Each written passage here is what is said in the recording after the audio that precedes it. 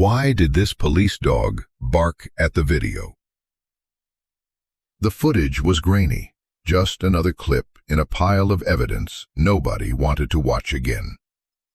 But when Rook, a canine once trained to detect danger before it reached the door, was brought into the room, something happened. The room was silent, and then, as the screen flickered to a figure in the background, gloved, calculated, hidden, Rook barked. Once. Loud. Final. The officer stared. He's never done that before. And that was how they uncovered a truth no one else had seen. The road into Elmridge hadn't changed. Still 2 lanes, still lined with cottonwoods leaning in like tired sentinels. Still quiet enough to hear your own thoughts, if you were brave enough to listen. Ethan Crowley didn't particularly enjoy that part. His truck rumbled over a familiar stretch of gravel, the wheels crunching softly as he turned down Wren Hollow Drive. It had been 2 years since he'd last visited his sister Claire's house, not out of estrangement, just time, duty, and a silence that settled in after you'd seen too much. Even now, with retirement under his belt and no radio calls interrupting dinner, there was something unfinished hanging in his chest. Next to him, Rook shifted. The old German shepherd sat upright in the passenger seat, gaze locked forward like he still had a job to do. His coat had grayed around the muzzle, and the faint scar on his left hind leg, from a car bomb outside Basra, was visible beneath the fur. But his eyes, still alert, still sharp, still waiting for Ethan's command. "You ready for front porch hellos and homemade lemonade?" Ethan asked, voice soft. Rook didn't respond, didn't need to. His ears flicked once. They turned into the driveway. The house stood modest but well kept, with blue shutters and flower boxes Claire had probably stayed up too late maintaining. A faded wind chime tinkled as they parked. The air smelled like late summer, cut grass, hot pavement, and the sugary sting of sunflowers baking in their pots. Before Ethan could grab the door handle, it opened. "Uncle Ethan!" a voice squealed. She was small and fast, a flash of curls and bare feet flying off the porch and into the yard. Amelia threw her arms around Ethan's waist before he'd fully stepped out, and the hug hit him like something uninvited but deeply needed. He dropped to a knee without a word. "I missed you," she mumbled into his shirt. He exhaled, one hand resting on her back, the other brushing her hair aside. "I missed you more, kiddo." Rook emerged silent. "I drew him a picture," she announced proudly. "Yeah?" Ethan followed them up the steps. "Hope I'm not in the background looking grumpy." Claire appeared in the doorway, wiping her hands on a towel. "You look good," she said, pausing just a second too long before adding, "Both of you." "You look tired," Ethan replied gently. They hugged briefly like people who used to be close and were still figuring out how to return to that place. There was love there, just some dust settled on top of it. The house smelled like cinnamon and lemon cleaner. Amelia darted ahead to fetch her drawing, and Rook lay down in the living room like he belonged. The picture was simple, bright crayon strokes of a dog with wings, standing between a little girl and a jagged scribble labeled "Scary Guy." Ethan didn't ask. He smiled, kissed her head, and said, "Looks just like him." As the afternoon wore on, the house softened. Claire poured iced tea. The old ceiling fan clicked rhythmically overhead, and Rook dozed by the sliding glass door.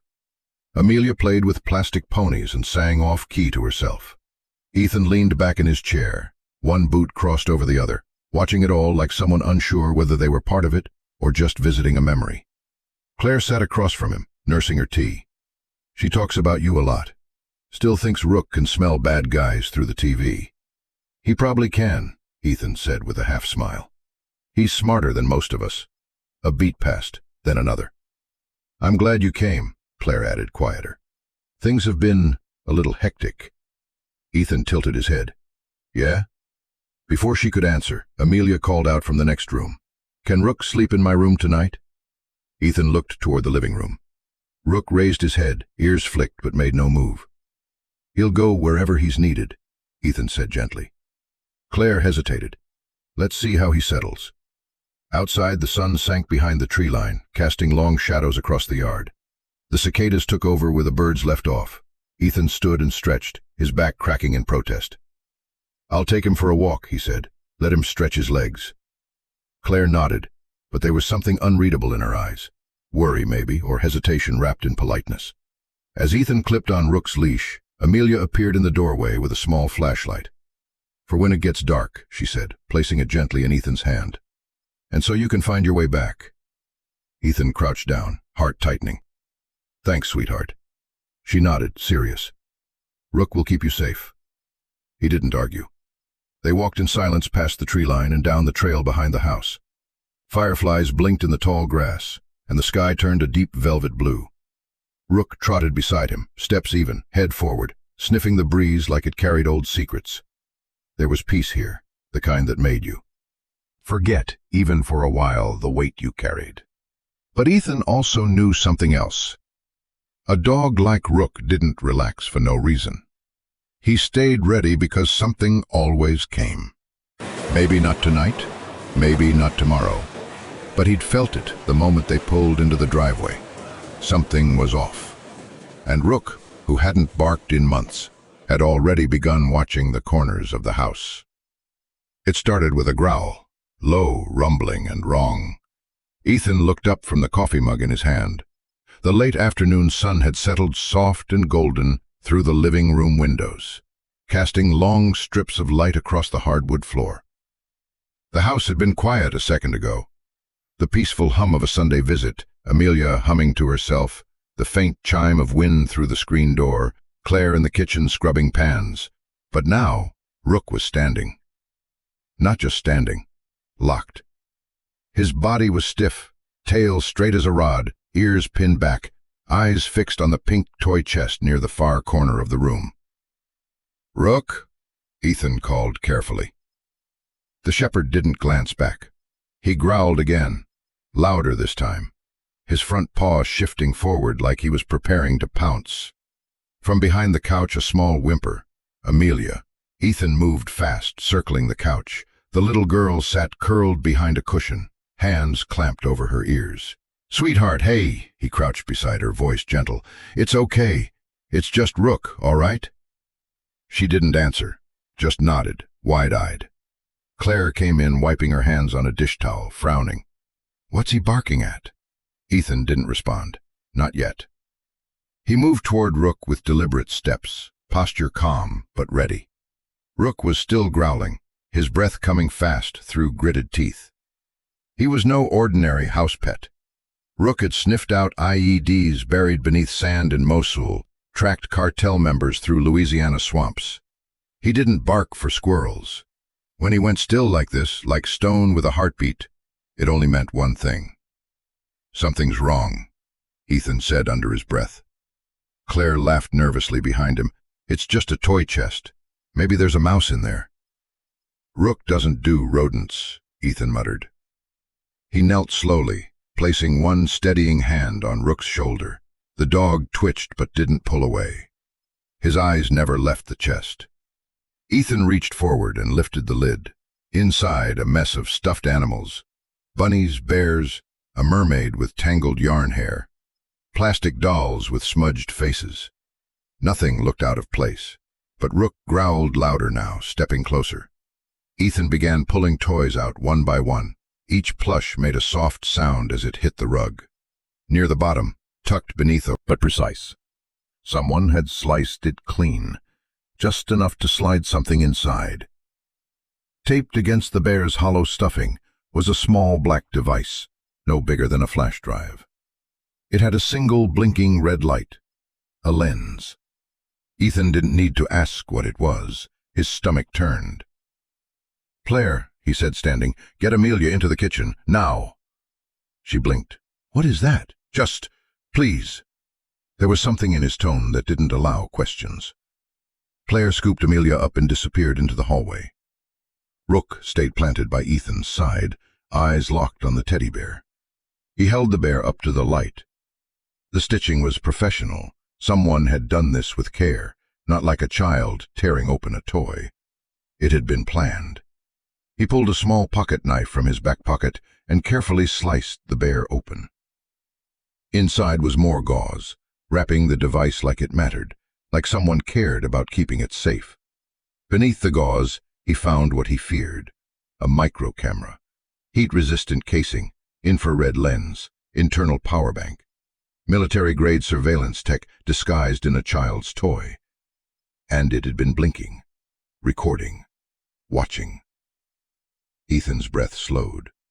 The edges of the room faded. Only the bear remained in his hands. How long had it been in there? Who put it there? Who had it been watching? Jesus, he whispered. He didn't say the next thought aloud. Was it ever meant to be found?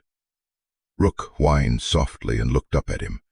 Ethan met his gaze and nodded once, a signal they hadn't used in years. The dog settled slightly, but didn't look away from the torn bear. Outside, a breeze stirred the wind chimes again. Inside, everything felt wrong. He wrapped the device in a clean kitchen towel and slid it into a plastic bag. Then he walked out to his truck, opened the glove box and pulled out a pre-labeled FedEx envelope. One he'd kept out of habit, not thinking he'd ever use it again. He slipped the bear and device inside and sealed it. He didn't trust local PD with this. He didn't trust anyone except Jalen Ruiz, a quiet, brilliant cybercrimes tech he'd served with overseas. The kind of man who still owed Ethan a favor. The kind of man who would know what this was. Back inside, Claire stood waiting. "Tell me," she said, arms folded tightly. He handed her the empty bear. "Where'd this come from?" She stared at it. "That? I don't know. Maybe a garage sale. One of those donation bins outside the strip mall. I grab toys sometimes on my way home." "Do you remember who gave it to Amelia?" She shook her head. "I mean, she's had it for, I don't know, a few weeks?" Ethan looked down at the bear again. The hollowed-out cavity, the blinking light. "She's been watched." Claire trembled. Amelia's voice called softly from the kitchen. "Is Rook okay?" Ethan glanced toward the hallway, his chest tightening. "He is," he said, "because he knew before we did." And in that moment Ethan realized whatever peace they thought they had in this house, it was already gone. The post office was nearly empty when Ethan walked in just before closing. The package in his hand was small, unassuming, wrapped in plain brown paper with no return address. Inside it, the torn bear and the hidden camera, sealed and cushioned like evidence in a federal trial. He didn't trust digital transfers for something like this. Jalen Ruiz was a man who understood that. Some things had to be sent the old way, tangible, traceable. The clerk didn't ask questions. Ethan paid in cash. Overnight shipping to Atlanta. As he walked back to his truck, the sky was beginning to bruise at the edges, soft purples blooming into deeper blues. He didn't turn on the radio.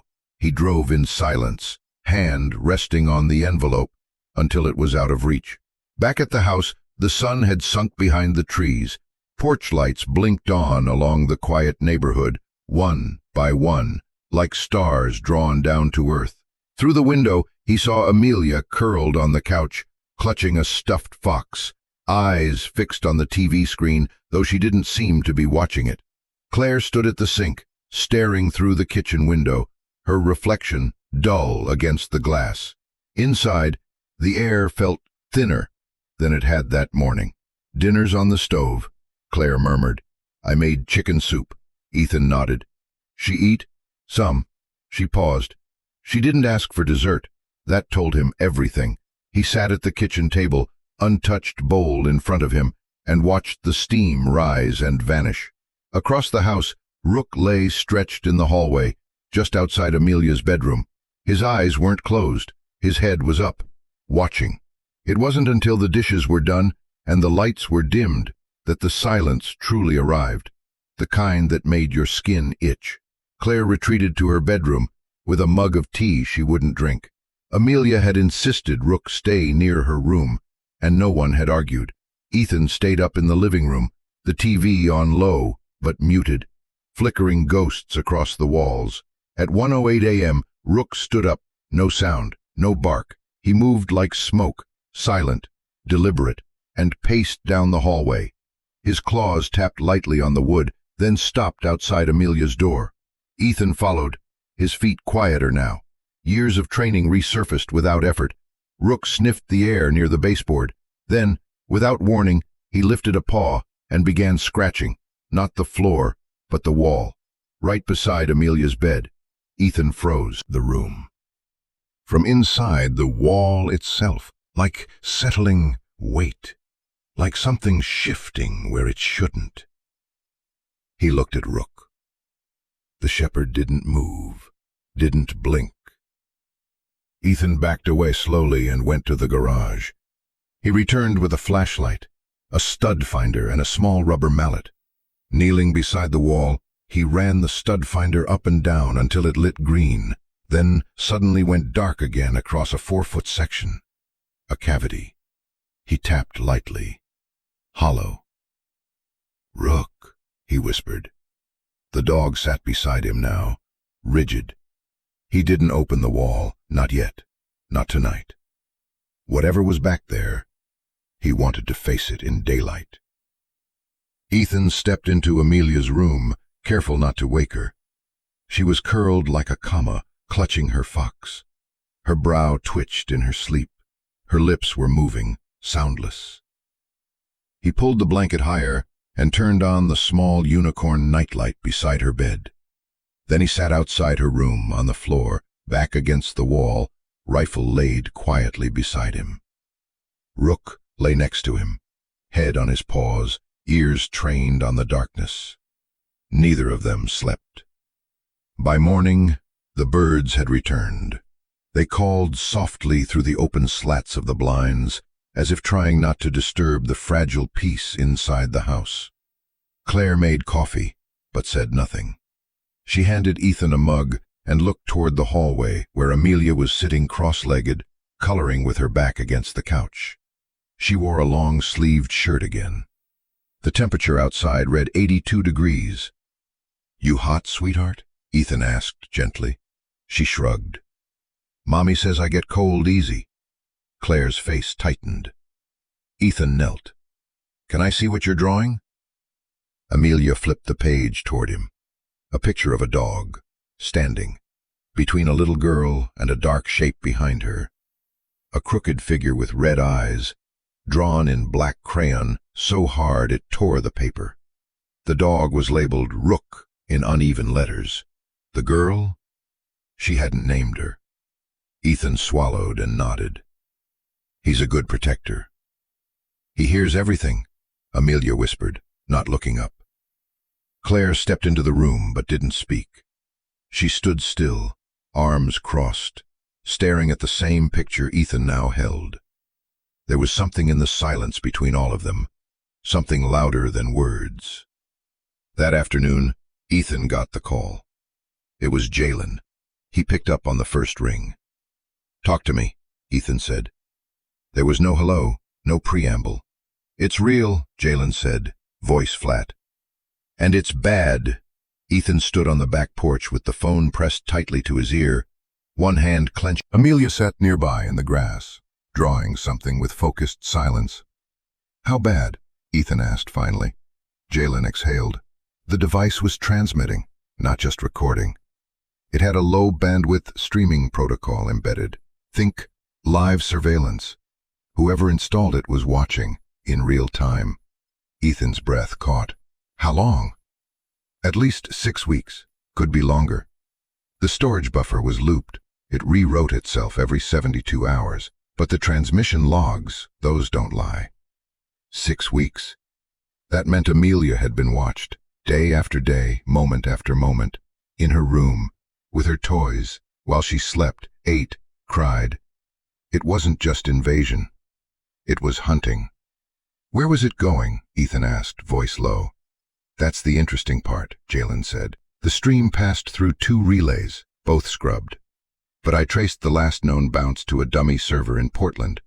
It's not random. Someone knew how to set this up, not your run-of-the-mill perv. So a professional, or someone who paid one." Ethan didn't reply.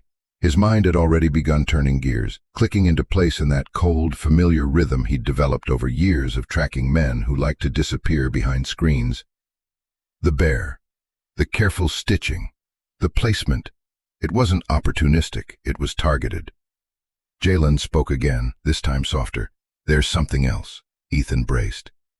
The lens positioning, it was angled low, just above the toy chest. I pulled frame previews from the auto snapback buffer. Every image, same framing, same backdrop, same timestamp rotation. What's in the image? A bed, a dresser, a child, always in frame. Ethan turned his head slowly, eyes locking on the second-story window of Amelia's room. His chest tightened. "She was the target," Jalen said. There was no way to argue, no room for doubt. "Did Claire know?" "No, she wouldn't." "And Nathan?" His voice dropped a register. A silence. "I'm not saying it's him," Jalen said, choosing his words, "but it's not some random garage sale toy either. This was placed. You know that." Ethan nodded slowly, jaw locked. The wind stirred the maple leaves above him, casting scattered shadows across the porch. Nathan. He'd always rubbed Ethan the wrong way. Too charming, too calculated. The kind of man who smiled a second too late. Said the right things, but held eye contact just a beat too long. The kind of man who knew how to perform trust without actually earning it. He'd moved into Claire and Amelia's lives fast, too fast. And now there was a bear, a blinking red light, and 6 weeks of recorded silence. Ethan turned toward the lawn again. Rook was still lying beside Amelia, one eye open, ears half up, like he was listening to something no one else could hear. Amelia leaned into him as she colored. Knew better. She'd been under glass, a specimen in a cage, while someone watched from behind a screen, miles away. He felt the kind of fury that didn't burn. It chilled, cold and exact. The kind that made you move slower, not faster. "Can you send me the snapshots?" he asked. "They're on your secure drive, now."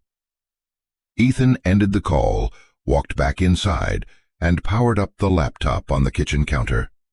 The folders were already there, neatly labeled. Jalen was always 10 steps ahead. He clicked through the thumbnails in silence. Each one was time-stamped. Each one showed a frame of Amelia's world. Her bed, her dresser, her drawings taped to the wall, her tiny body curled under blankets. In one image, she was sitting up, clearly crying. In another, she was hiding under the bed. Ethan's hand tightened around the mouse. And then, a detail. In a reflection on the dresser mirror, a figure. Not full, just a sliver of arm, a glimpse of fabric, but enough. He zoomed in. A man's sleeve. Navy blue, long-sleeved. A small bracelet on the wrist. Rubber or silicone. Ethan had seen that before. Nathan wore one every day. An inspirational quote band. One of those cheap printed things meant to say faith or strength. His stomach turned. He clicked another image. Then another. The same frame. Again, the mirror. This time more defined. A figure standing near the bed. Hand reaching down. And in one haunting freeze, Amelia's eyes, just visible from under the blanket. Wide. Frozen. Ethan clicked once more. Pause. Beneath the next still image, a file icon. Video. He hesitated, then double-clicked. The clip was short, no more than 15 seconds. Footsteps. A man's voice. Low. Soft. Almost sweet. "You know the rules, don't you?" Then a small voice. "Yes. I take your toys if you talk. I take something else if you scream." A whimper. A shuffle. And then the man moved. A glimpse of his face in the mirror. Just enough. Nathan. Ethan closed the laptop and stood motionless in the kitchen. hand flat on the counter, head bowed. The coffee in his mug had gone stone cold, untouched. Footsteps entered behind him, small, bare feet padding across the tile. "Uncle Ethan?" Amelia's voice. He turned slowly. On the narrow hallway beyond the door. He hadn't heard anything, but Rook had moved. The shepherd had been lying at the threshold of Amelia's room since sundown, unmoving, watching like he had on so many deployments before, back when sand got into your teeth and the smell of copper told you what kind of night it would be. Now Ethan could hear the sound, faint but deliberate. Scratch, scratch, scratch. Pause, scratch. He reached for the rifle leaning against the wall, habit more than necessity, then padded barefoot across the cold wood floor. Rook was at the far end of the hallway, body stiff, tail low and straight. His paw scraped softly against the wall just left of Amelia's bed. He wasn't barking, he wasn't growling, he was pointing. Ethan crouched slowly beside him. The air smelled faintly of crayon wax and sleep, the innocent remnants of childhood. But beneath it, Ethan caught something else, dust, drywall. The same sterile nothingness he'd smelled in bombed-out buildings and safe houses long since abandoned. He pressed his fingers against the wall where Rook scratched. It felt cool, a little too hollow, like something behind it didn't belong. The dog paused, ears rotating, then looked up at him, eyes intense, unreadable, asking a question he already knew the answer to. "Okay," Ethan whispered. "We heard you." He didn't tear the wall open that night. He couldn't, not with Amelia just feet away, breathing softly, unaware that something might be buried behind the sheetrock that held up her dreams. Instead, he stayed outside her door until dawn. The sun came in sideways through the kitchen window, golden and almost kind. Claire was already up, bleary-eyed and wordless, stirring oatmeal that neither of them would eat. Rook sat under the table, alert and close. Then Amelia entered, wearing long sleeves, again. Ethan noticed first, the shirt was lavender, sleeves down to her wrists, pulled over her hands like she didn't want to feel the morning air.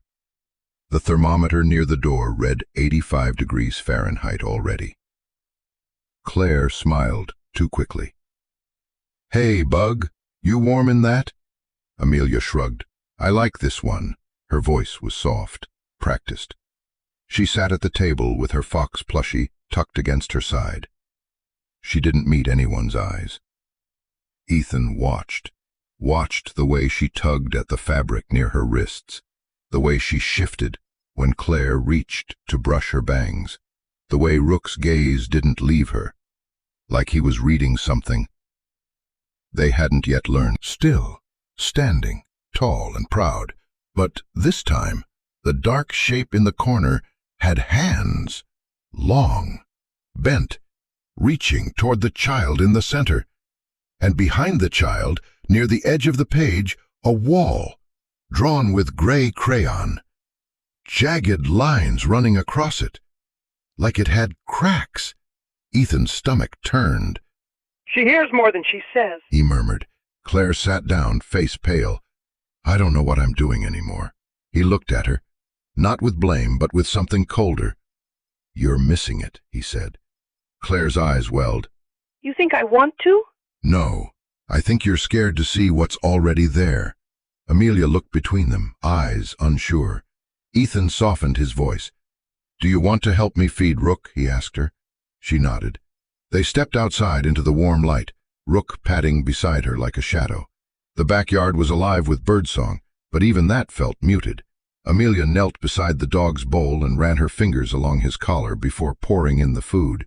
"He listens better than people do," she said suddenly. Ethan crouched beside her. "What does he hear?" She didn't answer, but she reached up and traced something invisible on the side of the house, just beneath the window to her room. Her finger hovered there, then pressed once. "There," she whispered. Ethan looked at Rook. The dog was still, watching, inside the wall, near the bed, near the dresser. Something wasn't finished. That night, after Claire went to bed, Ethan returned to the hallway. He brought a stud finder, a flashlight, and a toolkit. Rook lay down beside him without needing a command. The wall looked clean, normal, a coat of paint, a few scuff marks where the bed frame had rubbed. But when he ran the stud finder over it, the same dead zone lit up. A pocket with no framing, no insulation, empty. He tapped softly, hollow. Then he took a breath, braced the flashlight, and cut. The drywall gave way cleanly, like it had been waiting. Behind it, a small cavity no bigger than a carry-on bag. Inside, old fabric, a broken doll, crumpled papers, wrappers, and something else, a torn photograph of Amelia and Claire, smiling at the park, ripped in half, the edge jagged. The missing piece likely held whoever had taken it. Ethan stared at it. The silence around him deepened. He turned to Rook. The dog didn't move, but his eyes told the truth. Something had been living here, watching, and it wasn't gone yet. The footage came in just after 7, a secured link, no subject line, no body text, just a timestamp and Jalen's initials in the sender ID. Ethan opened it on his laptop while Rook lay at his feet, tail unmoving, head resting on his paws. The file was heavy. He could feel it in his chest before truth. Even if it cracked the foundation under their feet, he clicked play. The video opened in static, then blinked into grainy color. A fixed frame, no audio. Amelia's bedroom. The angle was unmistakable, taken from inside the stuffed bear's chest cavity, pointed outward, centered on her bed in the toy chest at the foot of it. The lighting shifted as the timestamp cycled. Mid-afternoon, dusk, night, morning. One clip faded into the next. Each one captured something. Amelia sleeping, Amelia playing, Amelia hiding. Ethan sat still, jaw clenched. He didn't blink. In one frame, she sat cross-legged on her bed, clutching a doll. Her lips moved. Words whispered to herself, unheard by the world but recorded by a hidden eye. In another, she pulled the covers over her head as footsteps echoed just off screen. Then came the voice. Another clip, now with audio. The sound was faint but clear enough. A man's voice, low, coaxing, like someone reading bedtime stories with a blade behind his back. "You know the rules," the voice said. "No crying, no talking, or your toys go away." A beat. "And if you scream." The sentence didn't finish, but a soft whimper followed. Ethan pressed pause. The still frame flickered on screen. Amelia hunched beneath the blanket, her back curled like she was trying to disappear. He clicked through to the next timestamp. Another night, same voice. This time the man stepped fully into frame, only a silhouette at first, outlined by the glow of Amelia's nightlight. He knelt at the edge of the bed. "You think Rook can protect you from everything?" he asked, almost smiling. "That dog can't even open a door." Amelia whimpered again. The man reached forward and grabbed a doll, yanking it from her hands and tossing it across the room. The sound was sharp, plastic cracking against drywall. The man stood, and then in the mirror behind him, his face. Clear, unmistakable. The dresser mirror caught it in perfect reflection. It lasted less than a second, but Ethan froze the frame with the speed of someone who'd spent years pausing battlefield surveillance. He stared. The jawline, the shape of the mouth, the cocky half-smirk, the band on the wrist, that cheap silicone bracelet he wore like a personality trait. Nathan. Ethan's throat went dry. He stared at the face for a long time, not because he needed confirmation, but because he had wanted to be wrong. Every instinct had whispered it, every warning Rook had given, every moment that felt just slightly off. But now, there it was. Not just a suspicion, not a shadow, a face, in the mirror, inside the child's bedroom. He hit pause, screenshot, saved it, then leaned back, hands trembling slightly. Rook stood, no command, soft pink haze over the walls. The mirror on the dresser sat exactly where it had always been, still, innocent looking. But now Ethan saw it differently. He walked closer, and for a moment his own reflection stared back, weary, cold, and changed. He whispered to himself like confession, "You let him in." Claire walked through the door 20 minutes later, carrying Amelia on her hip and 2 empty cones in a napkin. "We didn't finish," she said. "She got too tired." Amelia ran past them both toward Rook, who waited in the hallway like a sentry. She curled beside him on the rug and laid her head on his side. Claire smiled. "She didn't even touch the chocolate. That's how you know she's—" "Where's Nathan?" Ethan asked. Claire blinked. "Why? Where is he?" "He said he was going to Home Depot." "Why?" Ethan didn't answer. He turned the laptop toward her, clicked play. The clip rolled. That same room, that same voice, that same angle. Claire stood there holding a half-melted cone, watching herself unravel, and then the face, Nathan, clear in the mirror. The cone hit the tile floor and shattered, ice cream spreading in a slow, sticky bloom across the grout. "No," she whispered. Ethan didn't speak. She stepped back like the footage had hit her in the chest. No, he wouldn't. He loves her." "Claire." She shook her head violently. "You don't know what you're seeing. That could be anyone. Look at his bracelet." She did. Her knees buckled. She sank to the floor beside the spilled ice cream, hands covering her mouth. Her eyes welled up, silent at first, then full. "How long?" she asked, her voice cracking. "How long has this been happening?" Ethan knelt beside her. "I don't know." She began to sob, raw and open. "I didn't know. I swear to God, I didn't know. I believe you." From the hallway, a small voice. "Uncle Ethan?" Amelia peeked around the corner, one hand clutching Rook's fur. He turned slowly. "I didn't tell," she whispered. "He said you'd send me away." Ethan's heart broke in 2 places at once. He crossed the room and crouched beside her. "No one's sending you anywhere," he said softly. Rook made sure of that. She blinked, unsure, but a spark of trust flickered in her eyes. Behind them, Claire wept on the floor, not just for what had happened, but for all the times she hadn't seen. The footage was undeniable. The voice, reached up into the cabinet for plates.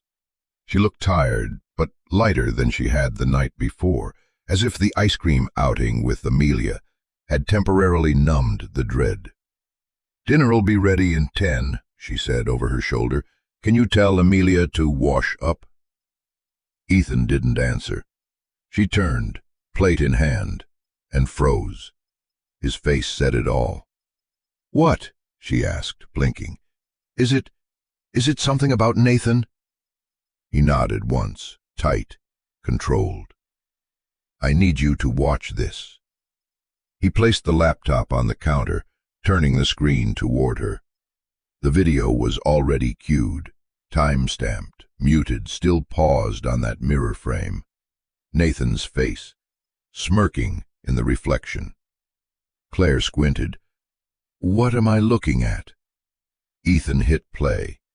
The voice came first, that awful, syrupy tone Nathan used when he wanted control, disguised as kindness. "You know the rules, don't you?"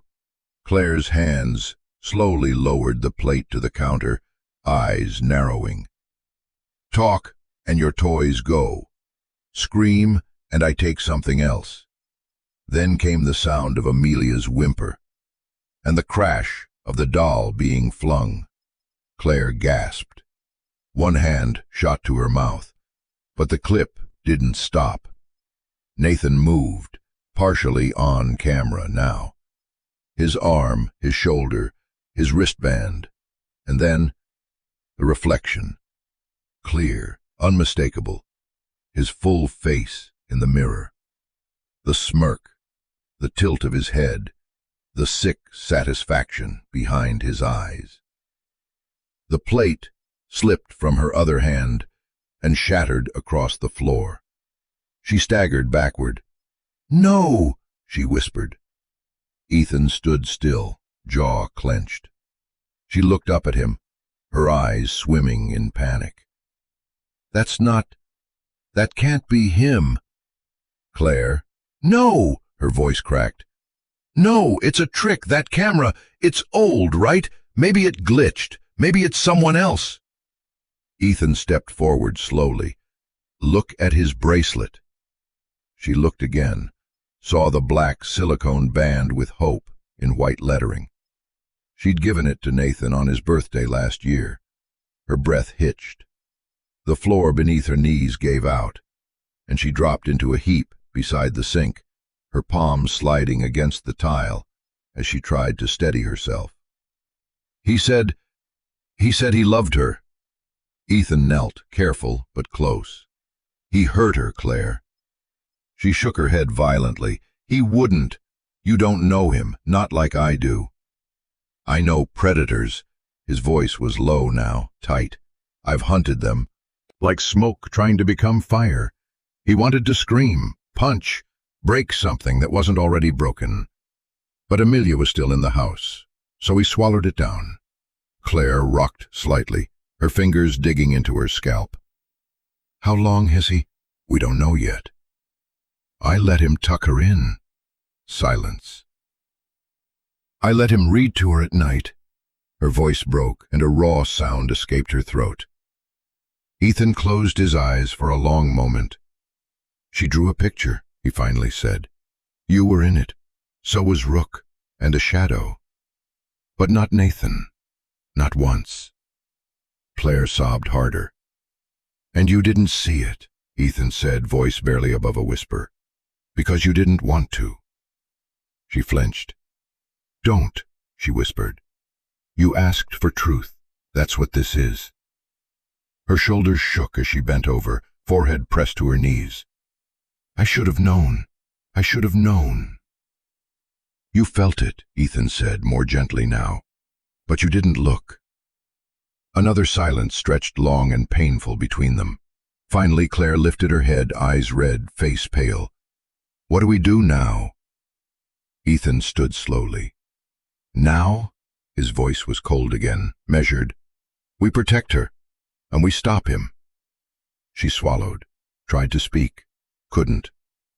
Instead, she reached out to the laptop with trembling hands and hit play again, as if punishing herself with the proof, as if watching it a second time might undo the first. Ethan didn't stop her. He just stood by the door, watching, waiting, burning. Behind them, Rook padded silently into the kitchen. He stopped beside the broken plate, sniffed once, then looked up at Ethan, a knowing look, quiet and ready. And in his stillness, Ethan found the only thing in the room that wasn't broken. The morning light came cold, not the color, not the temperature, but the feeling. That sense of something having shifted during the night, like the house had exhaled and refused to breathe back in. Ethan woke early, not because he needed to, because he knew. He walked the hall before anyone else stirred, each step silent across the creaking wood. Rook padded beside him, calm but focused. There was no barking, no growling, just stillness, tension. The guest room door stood slightly ajar, empty, the bed untouched, the comforter still tucked, corners neat. Ethan's stomach dropped. He moved to the hallway closet. The duffel bag Nathan always used, gone. The boots with the worn heel, gone. The black jacket Claire had bought him last fall, missing from the rack. In the kitchen, on the counter, sat a single folded sheet of paper. No envelope, just handwriting he recognized instantly, quick, slanted, false. "Need time to think. I'll be back when this settles. Please take care of Amelia. I love her. Always have." There was no signature, just the inked echo of a man who never intended to be held accountable.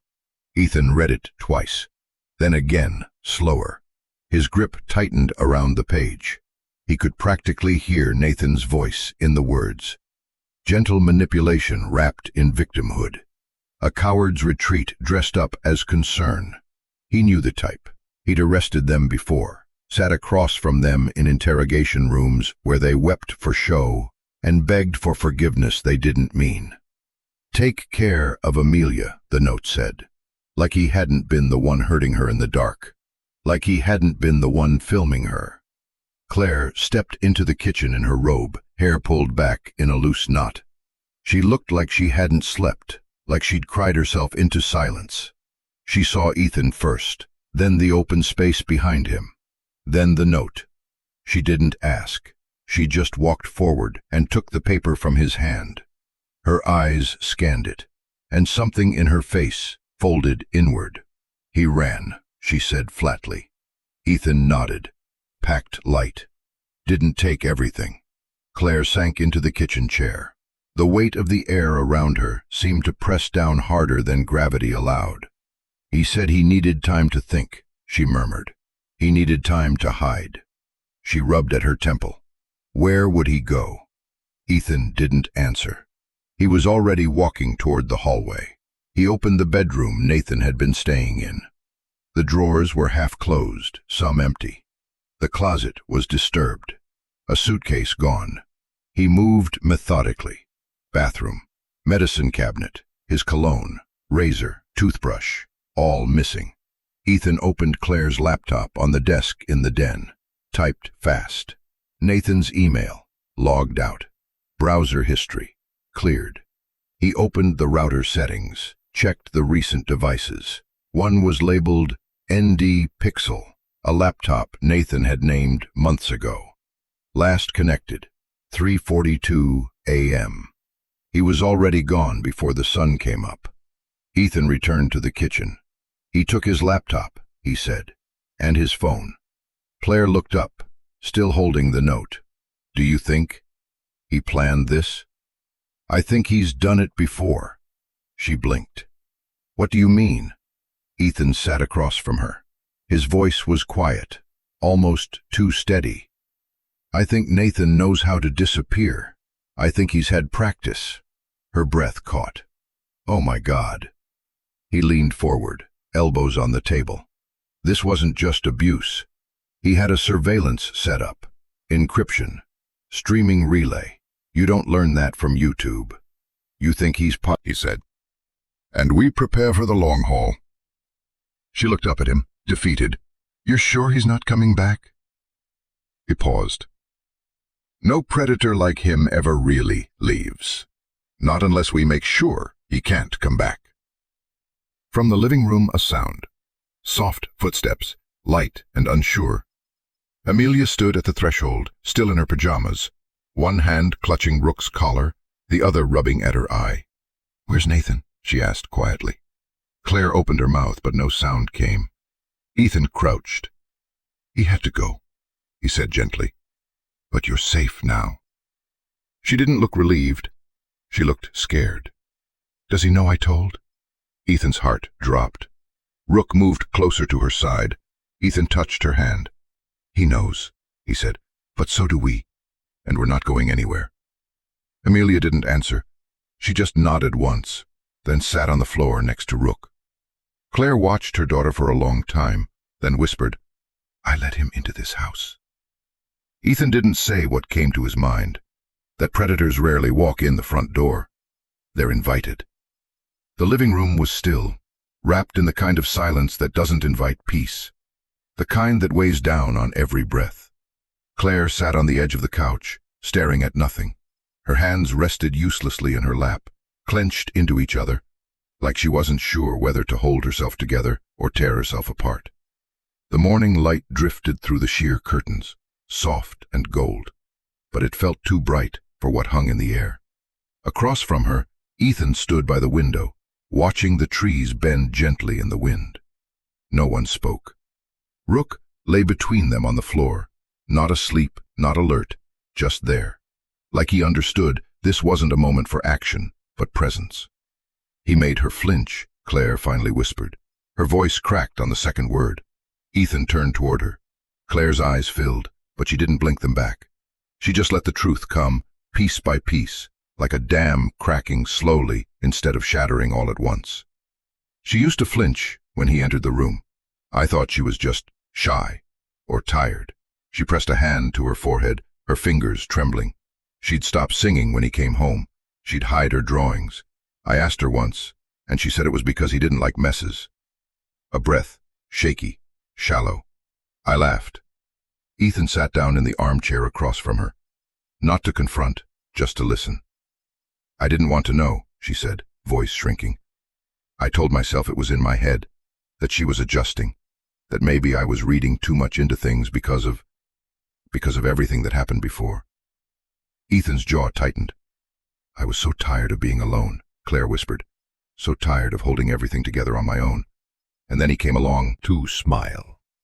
Ethan stayed quiet, because what could he say that wouldn't sound like judgment? She already knew. I let him stay, Claire said, even when I saw it, even when I knew something felt off. I let him stay. Tears spilled now hot and silent, running down her cheeks without resistance. I chose the wrong person, she choked out. Again. Rook shifted. Still quiet, still present. His ears flicked once, not toward the adults, but to the hallway, a soft sound. Bare feet on wood. Amelia stepped into the room holding her stuffed fox like a shield. Her face was unreadable, small hands gripping the toy so tightly the ears were bent. She looked at Ethan, then at her mother, then down at Rook. He said, she began, barely audible, if I told, you'd send me away. Claire's breath caught. Amelia stood still, frozen between trust and fear. I didn't mean to lie, she whispered. I just didn't want to go. Claire stood too fast, eyes wide with grief. No, baby, no. She crossed the room but stopped when Rook rose and gently stepped between them. Not aggressive, just present, like a gate made of muscle and heart. Claire dropped to her knees. I would never send you away, she said, voice cracking. Never. Amelia looked down at Rook. He said if I told, something bad would happen. Claire reached out slowly, hand trembling. Something bad already did, and I should have seen it. I'm so sorry. Amelia didn't move for a long moment. Then she looked at Ethan. Rook knew, she said softly, before anyone. He nodded. That's why he stayed. She stepped forward and knelt beside Rook, resting her hand on his back. He didn't move, just leaned in a little, enough for her to feel it. Claire broke then, not loud, not violent, just a collapse. A mother letting the truth fall in full. I should have protected you, she whispered. I should have seen. I'm so sorry. Amelia crawled into her arms slowly, carefully, like someone approaching a memory with both hope and fear. They held each other. No more words. Ethan looked away, jaw clenched, eyes burning. He didn't interrupt. He didn't rush it. He just watched Rook. The shepherd lay down again, resting his chin on his front paws, eyes open, still between them, still guarding, not from each other, but from whatever guilt, silence, or ghost tried to creep back in. Ethan was in the garage, hands buried in a drawer of old tools, when his phone buzzed. He glanced down, expecting a message from the detective. Instead, Jalen Ruiz. He stepped outside before answering, into the hazy mid-morning light where the air smelled faintly of engine oil and pine needles. Rook followed, silent and steady, sitting near the porch with the phone. The footage you sent me, it wasn't just being stored locally. It was being relayed, bounced through at least 3 masked servers before reaching its endpoint. Where? That's the part that chilled me, Jalen said. The final node wasn't in the States. It was in Bucharest, Romania. Ethan went still. The trees rustled softly behind him, but everything else dropped away. You're telling me this was going overseas? Yeah, Jalen replied, but not just passively. This wasn't some creep hoarding files in a basement. It was live-streamed to a server cluster registered to a shell company that specializes in anonymized VPN traffic. You're saying it was for sale? There was a long silence. I'm saying it was part of a network.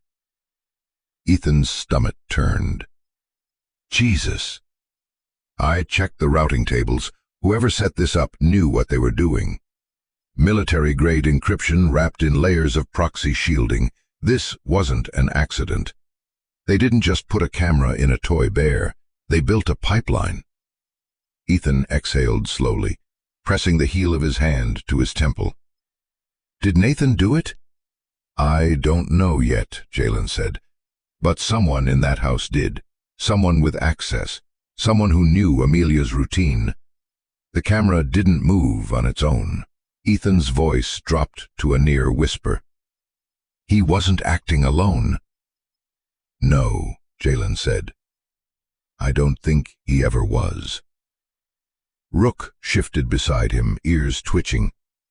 Ethan looked toward the window, toward the room where Amelia slept now, finally curled on her side in peace after a night without nightmares. But that peace had been borrowed, rented, not owned. He turned his back to the wind and walked to the far end of the porch, lowering his voice. What's the end game here? He asked. Control, Jalen said. Access. These networks, they groom digitally first, build trust, then they collect footage. Eventually it becomes material they use to trade, threaten, or sell. And she was next, Ethan whispered. She was already in it. Silence stretched again. Rook stood and walked closer, nudging Ethan's thigh with his head. He wasn't anxious. He was reading him. Ethan scratched behind the dog's ear. Is there a way to trace who was watching? Hard, Jalen said, but not impossible. I've already pinged Interpol contacts. If we get lucky, there'll be a digital fingerprint somewhere, a user's slip, a transaction, anything. Ethan's eyes narrowed. I don't believe in luck anymore. Used her, a 6-year-old child, like a node in their sick machine. And no one had known, except Rook, except the dog who wouldn't stop watching shadows. Back inside, Claire was at the table, reading a printout of CPS guidelines for protective custody. Her fingers trembled as she turned the page. She looked up when Ethan entered. Everything okay? He didn't answer right away. He sat across from her, elbows on the table. I need you to hear something, he said, voice calm but thin. Claire nodded, bracing. Ethan leaned in. The camera wasn't just recording. Her eyes widened. It was streaming. The paper slipped from her hands. Streaming? She repeated. Like live? He nodded. To servers outside the U.S., masked IPs, corporate shells. This wasn't just Nathan spying. This was international trafficking infrastructure. She covered her mouth. Amelia, she whispered. She was being watched, he said, in real time, possibly downloaded, archived, sold. Claire looked like she might collapse again. But we stopped it, he added softly. Rook stopped it. She shook her head. This goes beyond anything I imagined. Ethan nodded. I don't think Nathan was alone, he continued. He didn't have the skills to encrypt like that, which means someone helped him, or recruited him, or both. Claire's voice was small now. What do we do? Ethan stood. We stopped pretending this was just a mistake. He looked at the hallway. At this point, we act like they're still watching, because they might be. Claire swallowed hard. How do you live with that? You don't, Ethan said. You just fight it louder than it can whisper. That night, Ethan rewired the house. He changed the Wi-Fi password, hard reset the router, disconnected every device Nathan had ever touched. He installed motion detectors by the fence line, encrypted a private cloud server, and ran a signal sweep for hidden electronics in every room. He found a second transmitter embedded in a wall socket. This wasn't a one-off. This was layered. He stared at the small transmitter in his hand, no bigger than a pack of gum. and knew this wasn't just about rescue anymore. It was about war, a war waged in shadows. And the only reason they were still standing was because a dog had barked. The sound was barely louder than the rustle of wind, a faint, mechanical chirp. Then another, and another. Ethan's eyes flew open. The digital clock read 2:03 a.m. He was on his feet before the fourth alert, grabbing the Sig Sauer from the nightstand and sliding silently out of the guest room. The house was quiet, slightly to the left, toward the backyard. The motion detectors. Ethan stepped into his boots, moved to the utility cabinet by the back door, and hit the manual override. A small LED panel flickered. Zone 3, rear southeast fence, active. Someone's here, he muttered. He checked the side holster, clicked the flashlight into its rail slot beneath the barrel, and pushed open the back door, just enough for Rook to slip through first. A shadow moving into shadows. No bark, no growl, just presence. And then they moved together, one man, one dog, into the night. The backyard looked undisturbed at first glance. But Ethan didn't trust first glances anymore. He swept the flashlight beam low and slow, watching for broken twigs, displaced leaves, any sign of motion. Then he saw it, a footprint, pressed deep into the patch of earth near the garden edge. Too clean, too fresh, boot tread, mid-weight. Rook was ahead of him now, silent and focused, moving toward the back fence. And then, just beyond the beam, movement, a flash of fabric. A hooded figure darted left through the trees. "Go!" Ethan barked. Rook launched forward like a bolt of muscle and instinct. Ethan gave chase, heart hammering, legs burning. The woods swallowed them instantly. No streetlights, just moonlight slanting through tangled pine, and the snap of branches underfoot. He could hear the man running, faster now, but not panicked, not like a thief, more like someone checking the perimeter, testing, watching. Rook vanished through a thicket. Then a low growl echoed to Ethan's right. He followed it, cutting between branches, catching his sleeve on a jagged limb, barely feeling the sting. Then he spotted them. Rook had cornered the man behind a broken pine stump, crouched but poised. The man wasn't pleading, wasn't shouting, wasn't even trying to fight. He was waiting. Then, just as Ethan raised his weapon and shouted, "Stay down!" the man threw something. A small metal canister.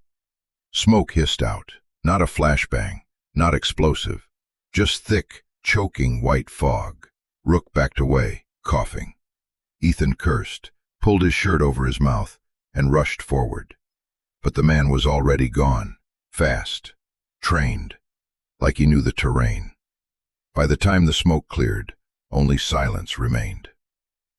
Rook sniffed frantically at the path, circling wide, ears flicking. But the trail had been scrubbed, a decoy drop of scent, footprints leading nowhere. The whole thing had been intentional, a message. Ethan lowered his weapon slowly. Not a robbery, not a random prowler. This was a checkup. Back at the house, Claire met him at the door in a robe, pale and shaking. No brand, no cereal, military style. Then why? They were testing the perimeter, he said. Testing me. Claire covered her mouth. They know you're here now. Ethan nodded, then looked toward the hallway, toward Amelia's room. She was never the only target. In the morning light, Ethan sat with Rook on the back steps. The dog's head rested against his thigh, eyes half-lidded but alert. His nose twitched with every breeze. Ethan stared at the fence line. Someone had been there. Someone trained. And they hadn't come to hurt them. They'd come to see if he had changed the rules. And now they knew. Back inside, he opened his laptop, called Jalen. "I need you to run background on Nathan again." Jalen's voice was groggy. "What changed?" He wasn't working alone. "We suspected that already." "No," Ethan interrupted. "He wasn't even the primary. He was the decoy, the domestic entry point. The ones behind this, they don't work in shadows, they work in infrastructure. And someone just checked to see if I was part of that infrastructure." He paused. Or if I'm a threat. Later that evening, Ethan installed 2 more cameras. Not hidden ones. Visible, deliberate. He wanted them to see that someone was watching back. And on the front porch, Rook sat like a statue. His eyes never blinked. His ears never dropped. Because the night would come again. And next time, they might not run. House had never been this quiet. Not after dawn. Not with a child inside. Not with life supposedly moving on. But this was a different kind of silence. The kind that soaked into the walls and sat heavy on every piece of furniture. A silence where no cartoons played, no spoons clinked, no small feet padded across the hardwood floor.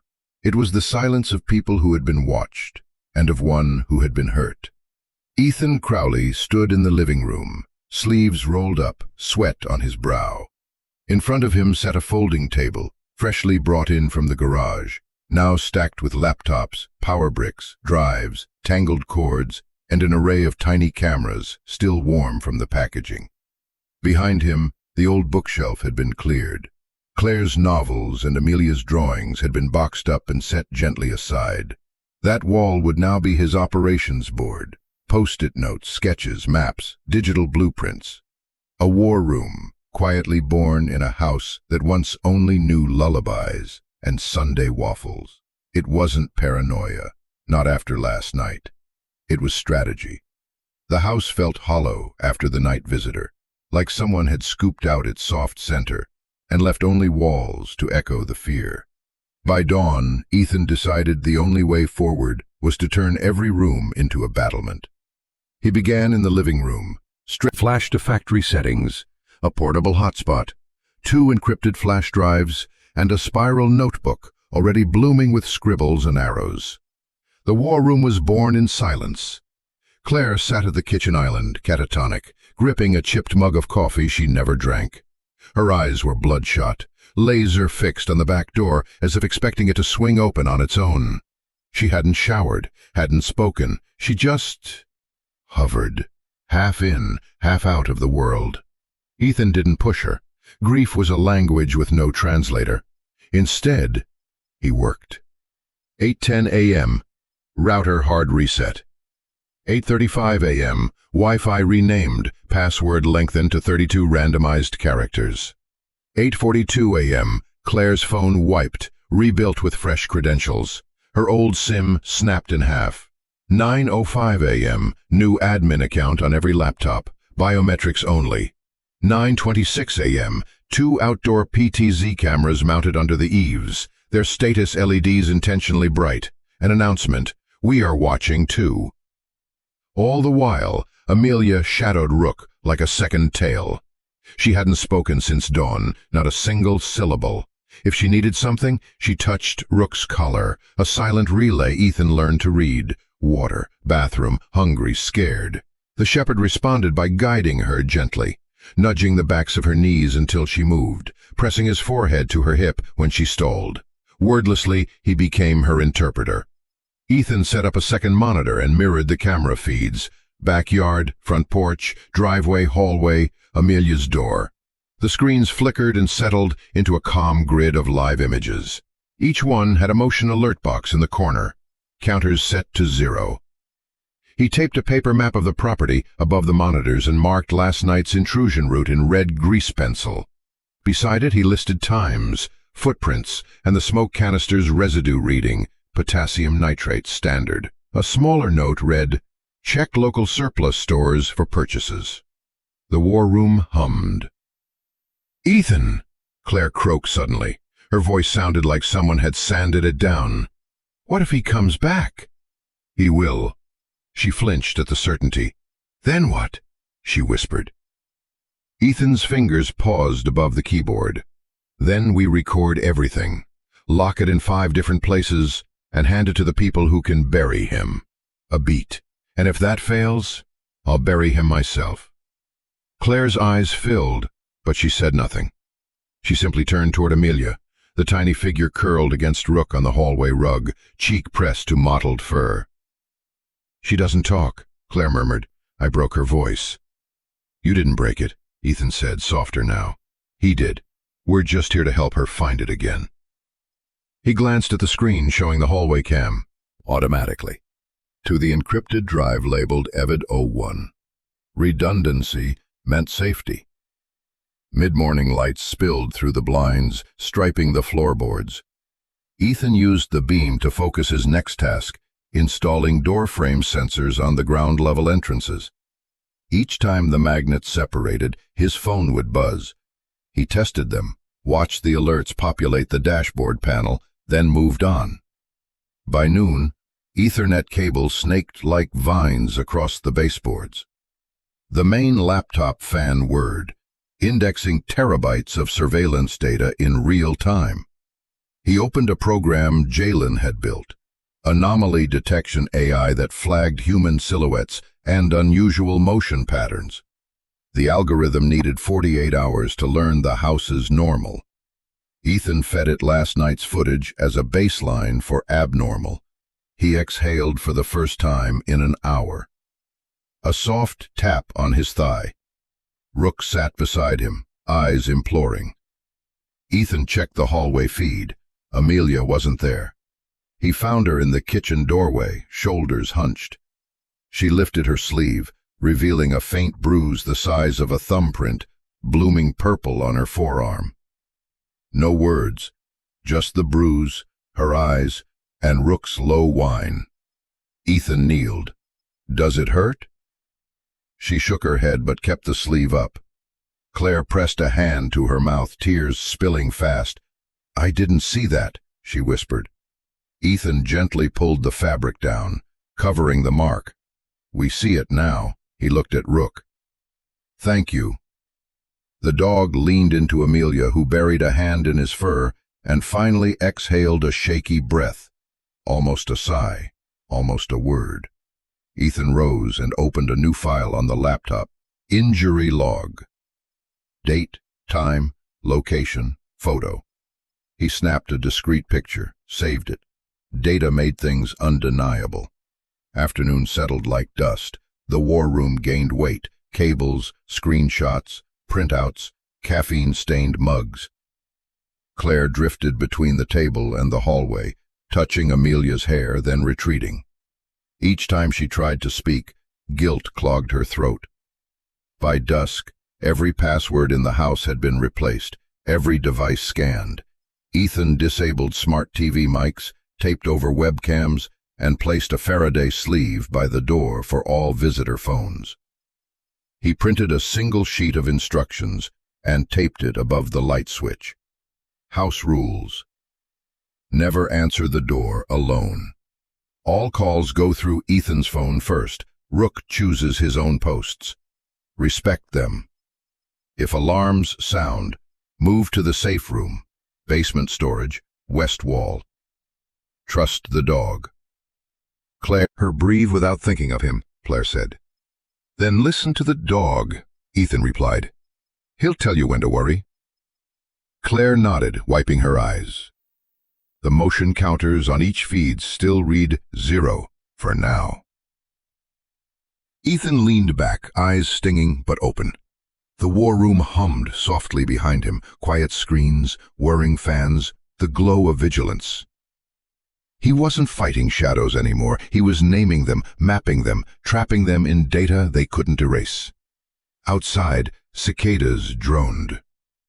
Somewhere beyond the fence, something might be listening.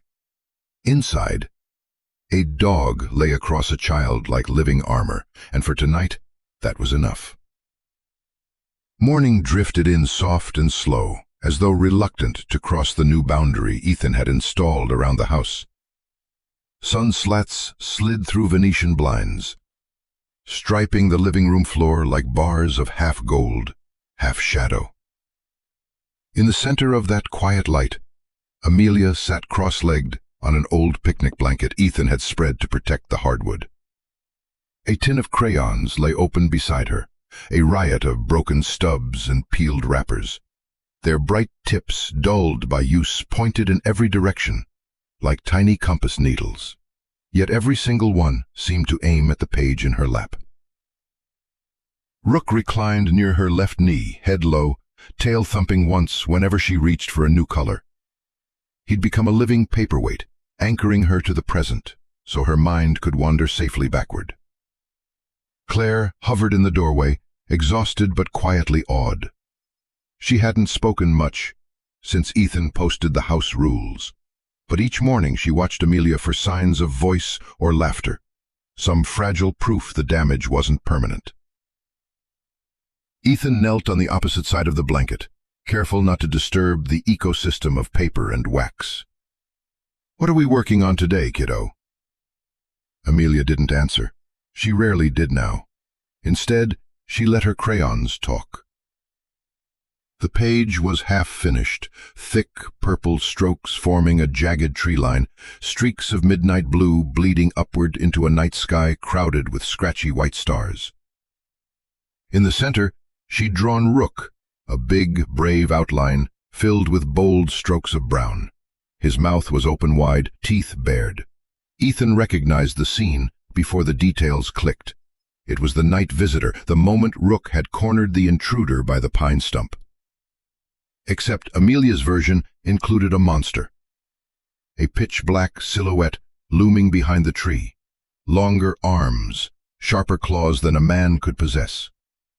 Rook, rendered large and bright, barked at the beast, a white speech burst scribbled from his muzzle. Ethan swallowed. "That's some strong barking," he murmured. The same angry red. Across the room, Claire pressed a knuckle to her lips. Ethan tried to keep his voice steady. "Is that what he told you?" Amelia's shoulders lifted, fell, her version of a yes. He tapped a space on the page beside Rook. "What does Rook say about lies?" Amelia raised the brown crayon again, drew 3 quick arcs above the dog's head, bark rings loud and jagged. Then she flipped to a fresh sheet. This time she drew a girl, tiny and lonely, standing beneath a low ceiling. Around her were speech bubbles full of scribbles. In the far corner, a small, dull blue square, a camera lens, peered down like an unblinking eye. Ethan's throat tightened. Claire's breath hitched audibly behind him. Amelia shaded the girl's mouth in pale pink, but instead of coloring lips, she drew a rectangle, tape, over it. She wrote another word on the tape. "Shh." Rook whined softly and placed his paw on the edge of the paper, as if to steady it. Amelia glanced at him, then at Ethan, as though seeking permission. He nodded. "Show me whatever you want me to know." Color by color, page by page, she unfurled a silent testimony. One picture showed Rook standing guard at her bedroom door. A thick black shadow seeped under it like smoke.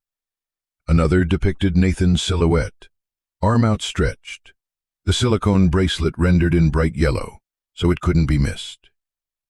In one haunting drawing, Amelia lay under the bed, wide eyes staring at claw-shaped shadows on the floor, Rook's bark rings vibrating through the planks to reach her. Ethan realized she wasn't just drawing memories.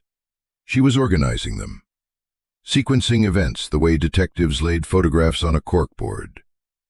She was building a narrative, a case file in crayon and construction paper.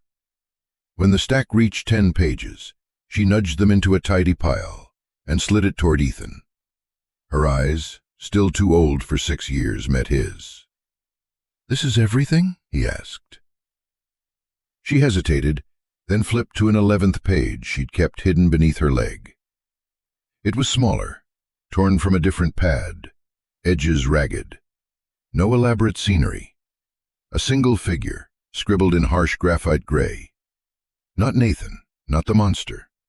Someone taller, face entirely erased, gloved hands adjusting a teddy bear on the shelf. The hooded second man. Amelia's tiny finger tapped the corner of the page. Written there in block capitals. "Who?" Ethan's pulse drummed. "We're still finding out," he said softly. "But your drawings help." Back to Rook, resting her forehead against his. He licked her cheek once, a silent benediction. Ethan gathered the drawings carefully, slipped each into a clear evidence sleeve, and clipped them to the wall grid above his laptop. The monster page with lies went dead center, flanked by surveillance stills and timestamps. The war room breathed. One more voice added to its growing chorus of proof. He stood back. The collage, lines of code, photographs, and now crayon visions, looked jarring together. Child's art against cold metadata. Yet it felt right. Amelia's truth had equal weight here. Behind him he heard a small sound, barely a word. Safe? He turned. Amelia's lips had parted, the question floating on a breath thin as spider silk. Ethan crouched until their eyes aligned. Yes, he said. As long as Rook keeps barking and we keep listening, you're safe. Amelia pressed her hand to Rook's chest. The steady beat beneath fur seemed to calm her. For the first time in days, a hint of color touched her cheeks. Claire exhaled, tears slipping unchecked. She spoke, she mouthed. Ethan gave a single firm nod, then looked to the wall again. Monster, lies, bark rings, hidden camera. A child's silent courage now shouted in wax-bright colors.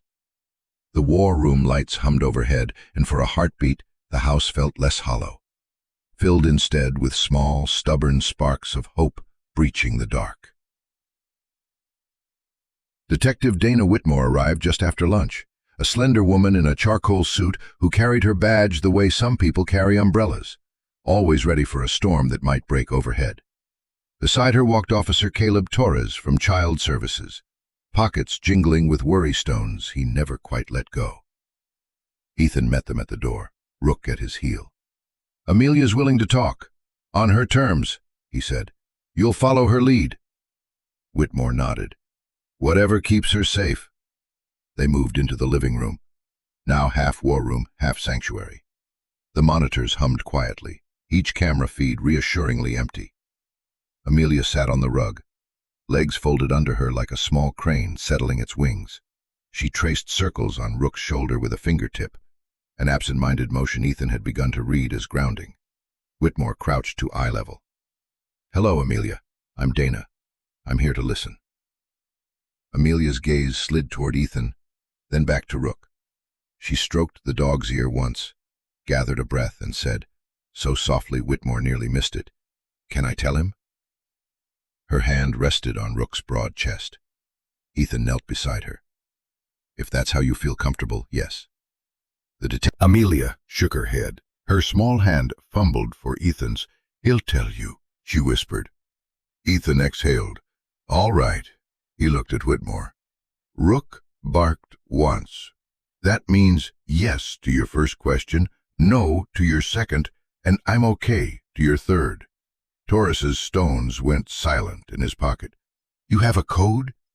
It's how we work bomb sweeps overseas, Ethan said. She trusts it. Whitmore glanced at the little girl. Amelia, may I ask 3 more questions? Amelia's fingers tightened in Rook's fur, but she nodded, hiding half her face behind the dog's shoulder. First, Whitmore said softly, was Nathan the only person who came into your room at night? Amelia leaned again, whispered a single syllable. Rook's ears flicked. He emitted 2 low barks. 2 barks means no, Ethan translated, voice steady. Whitmore's jaw tightened. Second question, did the other man wear gloves? Whisper. 1 bark. Yes. Third, Whitmore said, her tone gentling still further. Did he ever take anything from your room besides your toys? Amelia paused, breathing shallowly. Her eyes welled, and for a moment Ethan thought she might flee. Instead, she pressed her forehead to Rook's and whispered longer this time, voice tremoring into the shepherd's fur. Rook turned to Ethan, gave 1 bark, then another pause, then a third. Yes, then no, then yes. Ethan swallowed. He took the camera once, adjusted it, then put it back. Whitmore nodded, scribbling. That's enough for now. Torres stepped forward, kneeling with a soft smile. From his jacket he produced a laminated cue card covered in simple icons: house, heart, police badge, question mark. He offered it, but Amelia shook her head and pressed closer to Rook. Instead, Torres placed the card gently on the rug and addressed the dog. Rook, take care of her, okay? The shepherd answered with a slow thump of his tail. Whitmore rose, eyes glimmering with something Ethan recognized: anger wrapped in admiration. I've interviewed a lot of children. I've never seen courage translated through a dog. It's safer to borrow a voice that never lies, Ethan said quietly. Claire hovered near the doorway, hands clasped. When Amelia glanced her way, Claire mouthed, "Proud of you." Tears slipped down her cheeks, but she didn't step closer, not yet. Torres cleared his throat.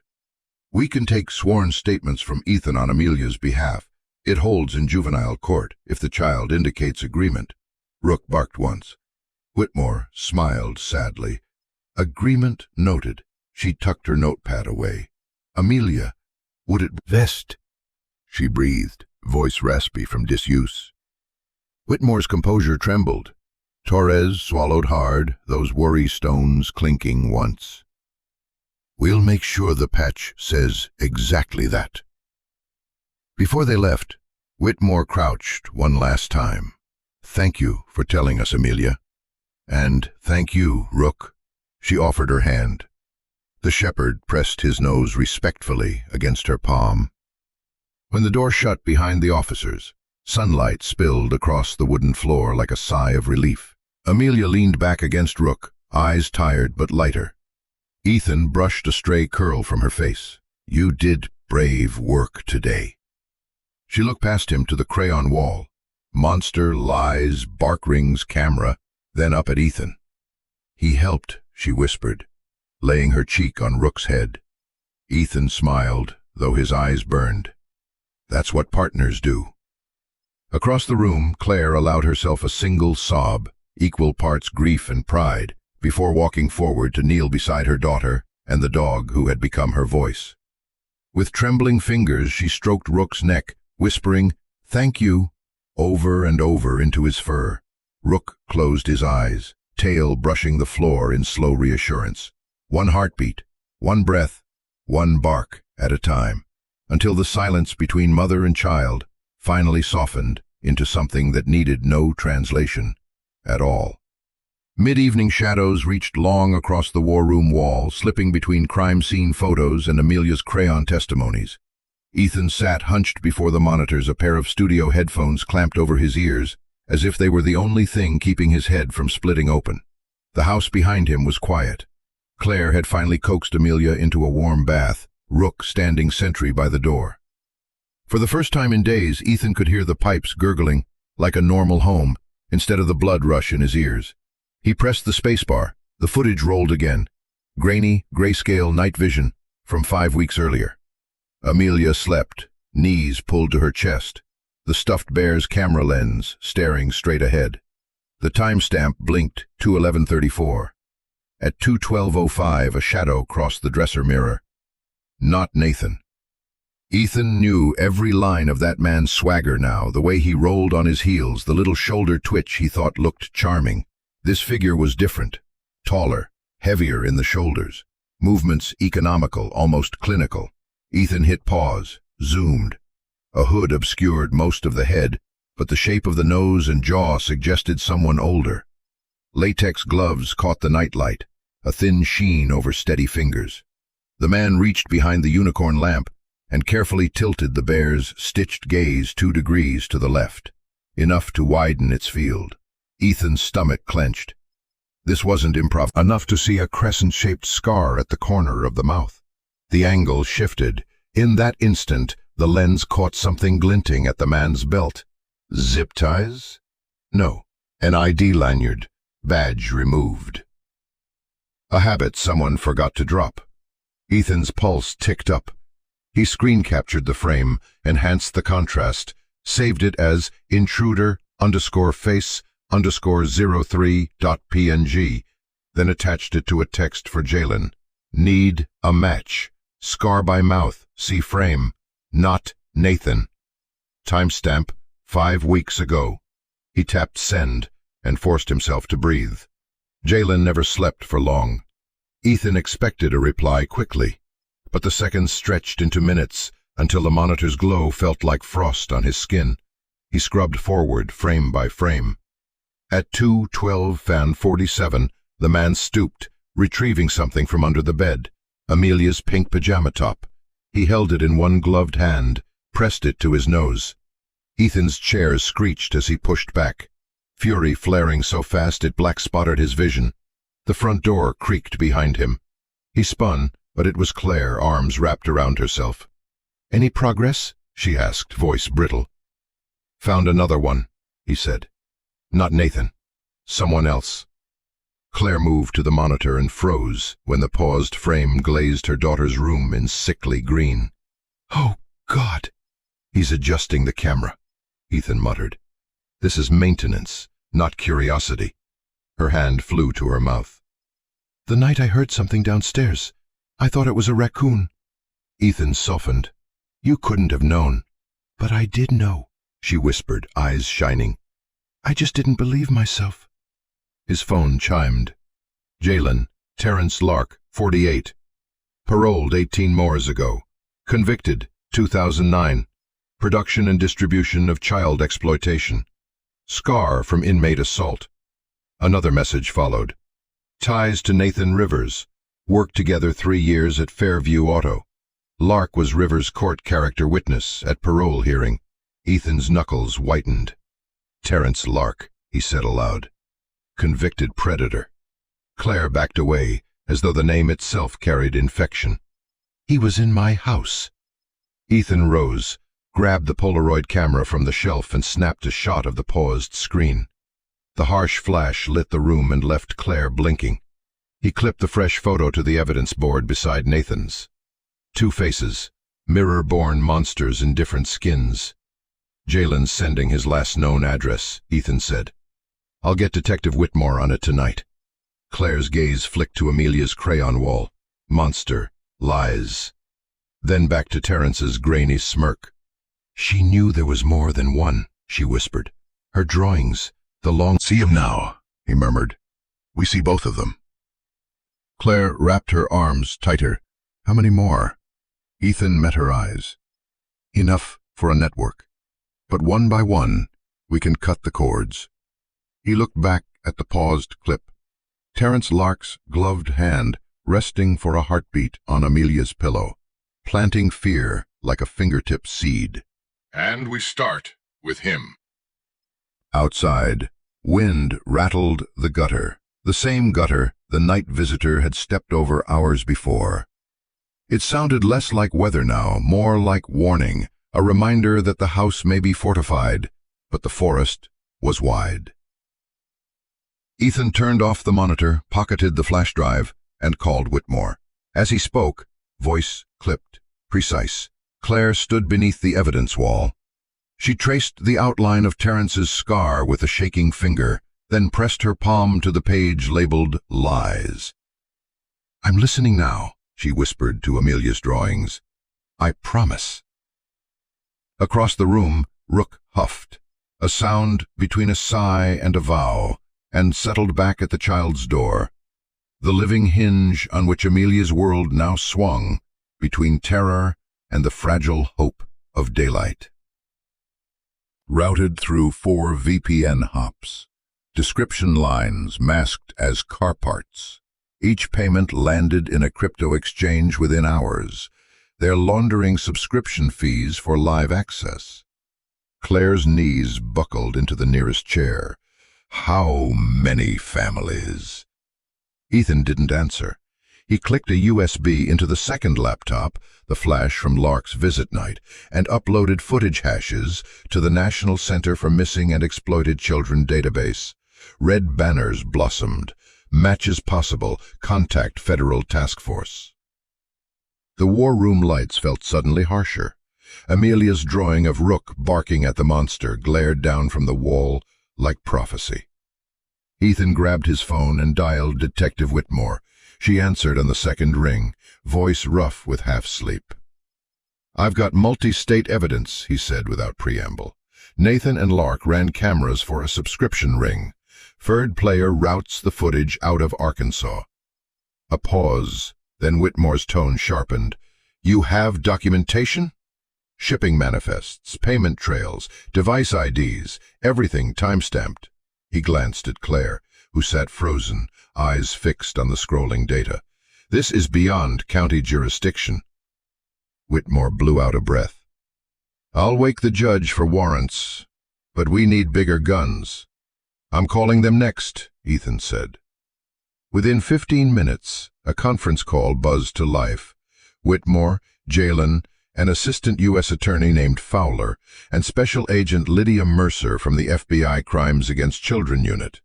Ethan patched his screen share. Maps, spreadsheets, mirror stills, the scarred face of Terrence adjusting the bear. Mercer's clipped voice cut through.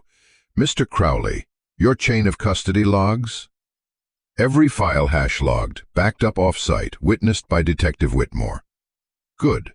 This will fast-track an interstate exploitation case." She zoomed in on the Fairview auto photo. "We've had partial intel on a Lark-associated ring, but lacked visual confirmation. This nails it." Jalen chimed in. "I can feed you the live routing data. They're still broadcasting. The stream endpoint in Bucharest pings every 4 hours." "Do it," Mercer said. "We'll spin up a parallel trace with Europol." On mute, Ethan turned to Claire. "The Bureau's taking it." Tears welled, half relief, half residual horror. "Does that mean he can't come back?" Ethan clasped her shoulder. "It means if he does, the whole federal grid lights up." The call resumed. Fowler outlined arrest warrant language. Whitmore pledged local surveillance on Lark's last known trailer. Mercer promised to dispatch a victim services team for Amelia by morning. When the line finally clicked dead, dawn had on Ethan's boot. "We're not done," Ethan whispered, stroking the shepherd's neck. "But at least now we're not alone." A soft voice floated from a hallway. Amelia stood there in Star Wars pajamas, rubbing sleep from her eyes. "Did the police listen to Rook?" Ethan knelt, arms open. "They did. And more police are coming to help." Amelia crossed the room, Rook rising to escort her. She looked up at the wall of evidence, then reached into the crayon tin still parked on the coffee table.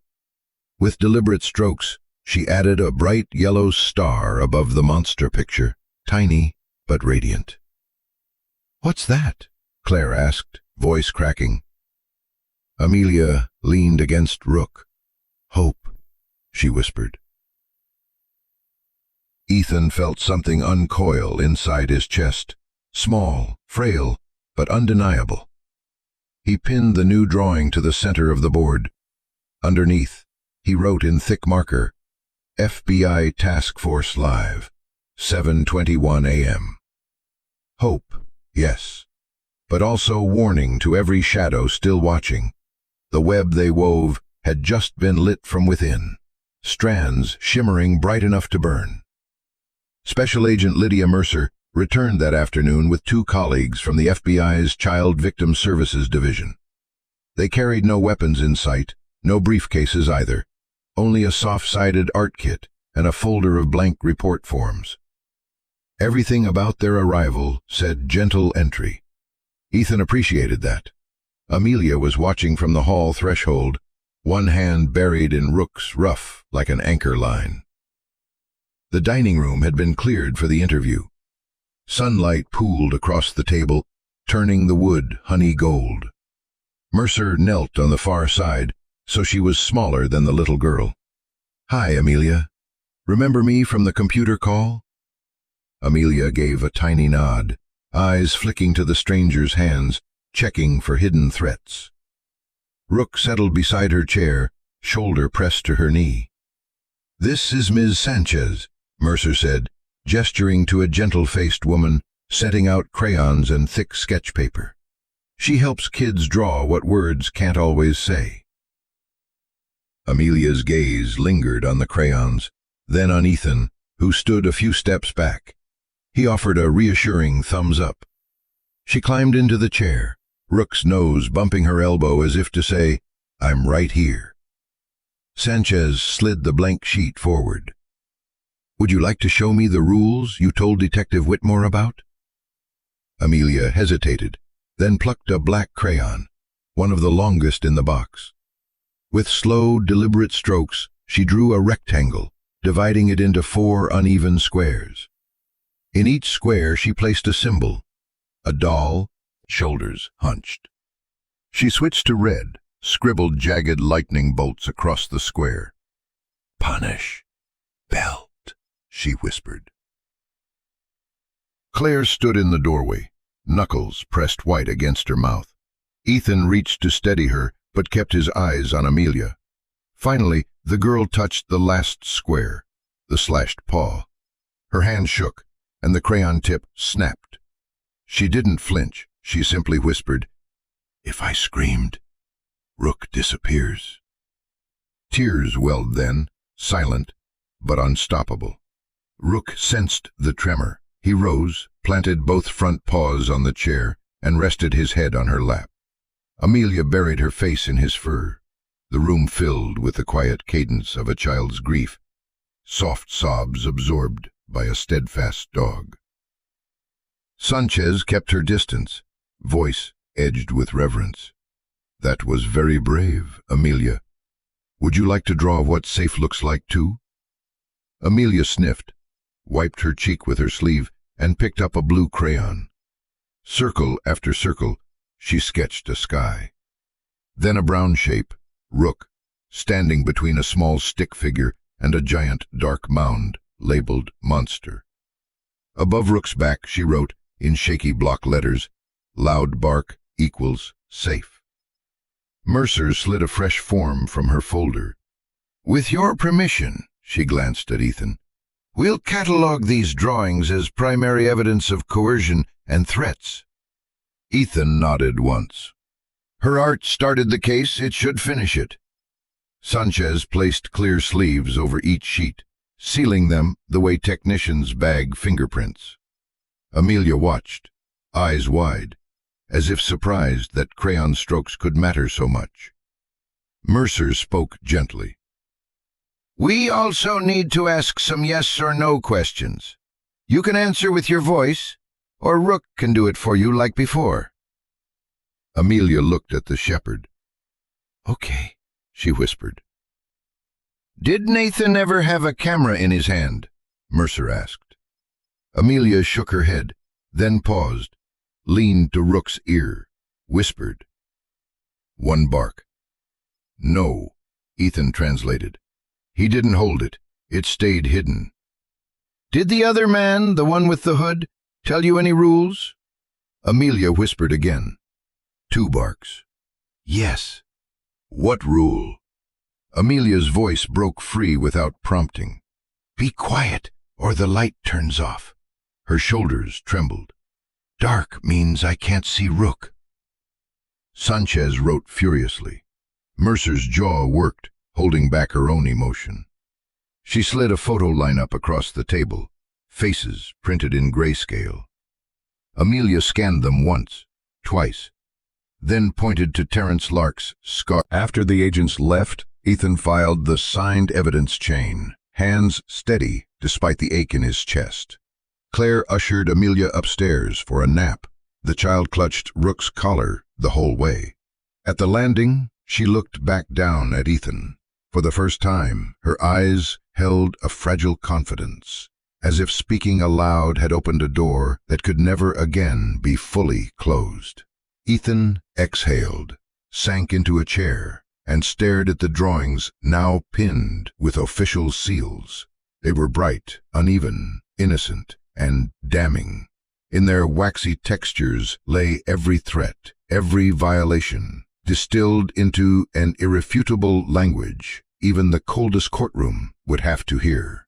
He ran a hand over his face, whispered "thank you" to a room full of crayons, and, because the house was quiet again, listened hard for anything he might have missed. Only Rook's soft steps upstairs, settling beside the girl whose voice he had carried out of darkness. For now, that was sound enough. Late afternoon sun bled through courthouse blinds, striping the small viewing chamber in alternating bars of gold and gloom. A ceiling-mounted TV played the decrypted clips on loop for the multidisciplinary team. Special Agent Mercer, Detective Whitmore, Assistant DA Fowler, and 2 CPS representatives, Case Manager Lenore Briggs and Guardian ad litem Mark Liu. Ethan sat against the back wall, arms folded, Rook at his heel. Claire had been asked to wait outside. The footage rolled. Nathan's syrupy threats, Amelia's flinches, the hooded Terrence adjusting the bear. Most adults in the room watched with forensic detachment, taking notes. Rook, however, reacted like every pixel carried a scent. Nathan on screen, Rook's ears twitched, nothing more. Terrence on screen, Rook's hackles lifted. A low growl vibrated through his chest. Nathan again, ears relaxed. Terrence adjusting the lens, Rook's lips parted. A warning rumbled deeper than before. Detective Whitmore paused the video. Anyone else notice that? Fowler glanced over his glasses. Dogs reading visual cues? Not just cues, Ethan said. He laid a hand on Rook's shoulders. The fur bristled under his palm. Rook was partnered with me on explosives detail. He alerts to adrenaline shifts, changes in posture, microaggressions. He's flagged only when Terrence appears. Lenore Briggs scribbled on her clipboard. Behavioral corroboration from a trained canine qualifies as supplemental evidence. Courts have accepted canine detection for narcotics, arson, even electronics storage. She looked at Mercer. We settled. But the ridge along his spine remained. Liu leaned forward, voice gentle. Mr. Crowley, CPS has reviewed preliminary findings. Amelia's disclosures, coupled with your war room surveillance, demonstrate immediate danger from external parties. We're grateful you intervened. Ethan sensed the but before it arrived. Lenore flipped a folder. Given Claire Rivers' prior failure to recognize abuse indicators and her documented emotional destabilization, Child Protective Services is recommending temporary removal of custody pending psychological evaluation and parenting safeguards. Ethan's chest tightened. She's cooperating fully. Cooperation doesn't override risk, Lenore said softly. Amelia needs an environment free of residual trauma cues. Claire's guilt episodes trigger the child's hypervigilance. Whitmore added, we've also flagged potential witness tampering. If Nathan contacts Claire first, he could manipulate her again. Ethan exhaled slowly. Where will Amelia go? Lou tapped his notes. Emergency kinship placement. You, Mr. Crowley, provided you consent to background renewal and home safety inspection by tonight. I consent. Mercer looked to Briggs. And the dog? Lenore smiled at Rook. Therapeutic asset. He stays. Ethan's shoulders loosened a fraction. A soft knock. Claire stepped in, eyes rimmed red. She took in the silent room, the paused screen, Terrence's frozen silhouette, and the custody forms on the table. What's happening? Lenore rose. Miss Rivers, we appreciate your cooperation, but under state statute, we're issuing temporary guardianship to Mr. Crowley. You'll have supervised visitation once per week, beginning after your psychosocial assessment. Claire swayed. You're taking my daughter? Not taking, Lou corrected kindly. Protecting. You'll join trauma-informed therapy. This is about rebuilding safety. Tears spilled. I already lost control once. I can't lose her. Ethan stood. Claire, look at Rook. She did. The dog's gaze was calm now, steady. He's been right every step, Ethan said. Trust this process. Heal. Then come back stronger for her. Claire covered her face, shoulders shaking. Rook eased forward, nudged her knee. She sank to the floor, hands entwined in his fur, sobbing silently. An apology no one had demanded, but everyone heard. Whitmore cleared her throat. One more item. We'd like to document Rook's live response in court. A behaviorist will testify. Do we have your permission? Ethan stroked the shepherd's head. Ask him. He gave Rook a quiet, returned under Ethan's custody, hand wrapped around Rook's collar, silent but watchful. Claire packed an overnight bag and left with Lou for the intake center, pausing at the front walk to cup Amelia's face. Mommy's coming back. Strong, I promise. Amelia didn't speak, but she traced a tiny star on her mother's palm, the symbol she'd drawn for hope. Claire closed her fingers around it like a fragile gemstone and walked away. Inside, Ethan knelt to Amelia's level. Different tonight, he acknowledged, but Rook and I are here. Rule 5, remember? Amelia managed a small nod. Rook nudged her toward the living room where Ethan had replaced the dismantled war room table with a fort of blankets and twinkle lights. Under its soft canopy, Amelia curled into the dog's side. Ethan read aloud from her favorite picture book, voice low, steady, until her breaths deepened. He lowered the book, heart aching. Rook lifted his head, amber eyes reflecting the fairy lights. For a moment they simply listened, to the click hum of cameras guarding the perimeter, to cicadas beyond the window, to the child's even breathing. Ethan whispered, "You're more than evidence, partner. You're the reason she'll sleep tonight." Rook rested his head on Amelia's chest, as if claiming the truth with his whole body. And in that tableau, a soldier dog, a bruised child, the soft glow of borrowed stars, Ethan saw a new kind of testimony take shape. One the court might cite, but more importantly, one Amelia would carry inside her bones long after the monsters lost their shadows. Saturday arrived wrapped in gentle October sun, bright enough that the maple leaves outside the window glowed like tiny lanterns. The house smelled of pancakes and maple syrup, but Amelia sat at the edge of the couch, nibbling only the corners of one piece, gaze flitting to the clock every few minutes. She wore a navy sweater dotted with gold stars, her special day top, and kept one hand buried in Rook's ruff as though the threads of the garment were stitched straight to him. At 10 o'clock sharp, a white county sedan pulled to the curb. Guardian ad litem Mark Lou emerged first, clipboard in hand, followed by Claire, who clutched a weathered photo album like a fragile artifact. Her hair was neatly brushed, eyes swollen but clear, someone determined to meet sorrow with order. Ethan opened the door before they knocked. He held it wide, yet stood like a hinge, solid and unyielding. "Ground rules haven't changed," he said quietly to Lou. "Rook stays. I stay in visual range." "Understood," Lou replied. He gestured to the album. "Personal item pre-cleared, no electronics."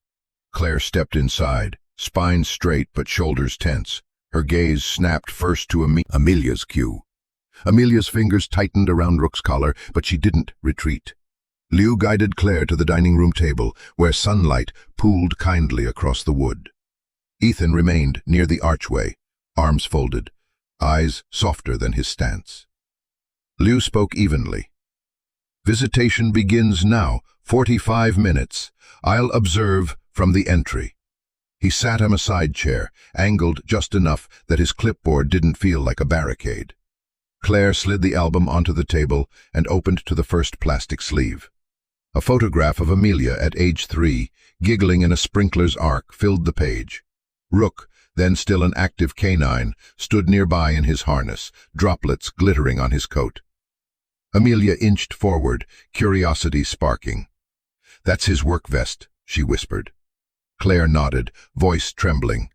"You tried to buckle it yourself, kept calling it his superhero cape." A shy smile flickered across the child's face. She stole a glance at Rook, who responded with a slow tail thump against the floor. Encouraged, Amelia sat opposite her mother, though the dog remained pressed to her calf like a living seatbelt. Claire flipped to the next page. Amelia, 4 years old, curled in Rook's lap on the porch swing, tiny fingers tangled in fur. Claire drew a breath that quavered at its edges. "He sat there for hours," she said. "Didn't move even when my legs fell asleep."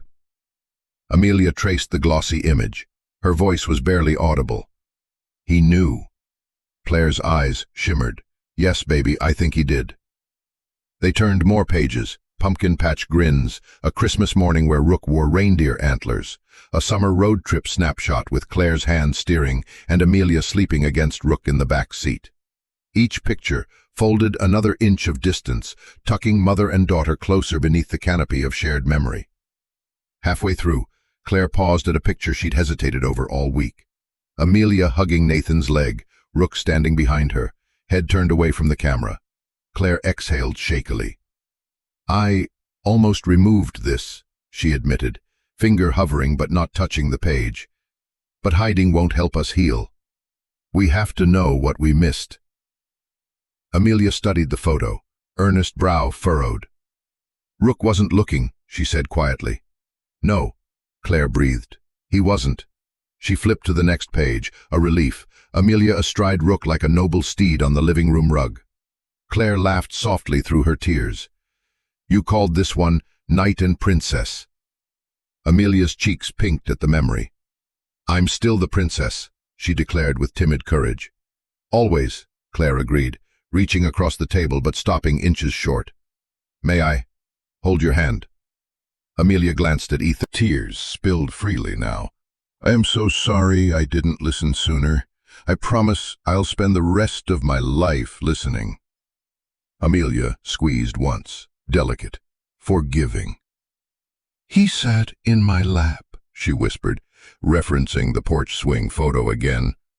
"I think he knew." Ethan's throat tightened. The room held its breath as truth settled, a bond older than betrayal, strong enough to anchor them through it. Liu cleared his throat gently, eyes glossed behind thin glasses. 15 minutes remaining." Claire dabbed her cheeks, then slipped a Polaroid from the album's back pocket, Rook receiving his silver paw medal. She handed it to Amelia. "This one's for your room, to remind you heroes come back." Amelia cradled the photo, gaze shining. "Can we draw together?" she asked hesitantly. Claire blinked, surprised joy blooming. "I'd love that." Ethan slid a sketchpad and crayons onto the table, stepping back like stagehand to scene. Mother and daughter bent over fresh paper. Amelia colored a star, bright yellow, and beneath it Claire drew 2 figures, a woman and a girl holding hands, a dog standing guard beside them. Over the trio, Amelia printed a single word she now understood carried weight in every court file and every bedtime whisper alike. "Listen." When Liu announced time, Claire closed the album with practiced care. She held Amelia's gaze. "Next visit's Thursday. I'll bring the markers so we can finish."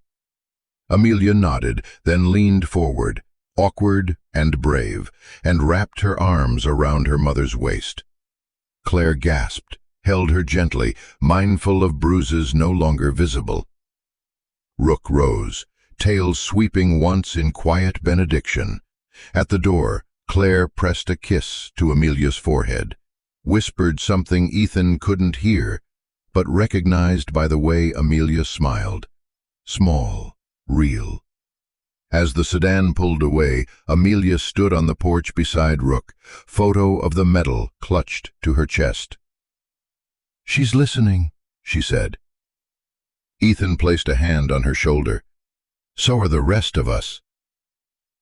Inside, the house felt lighter, not healed, not yet, but threaded with voices choosing honesty over hush.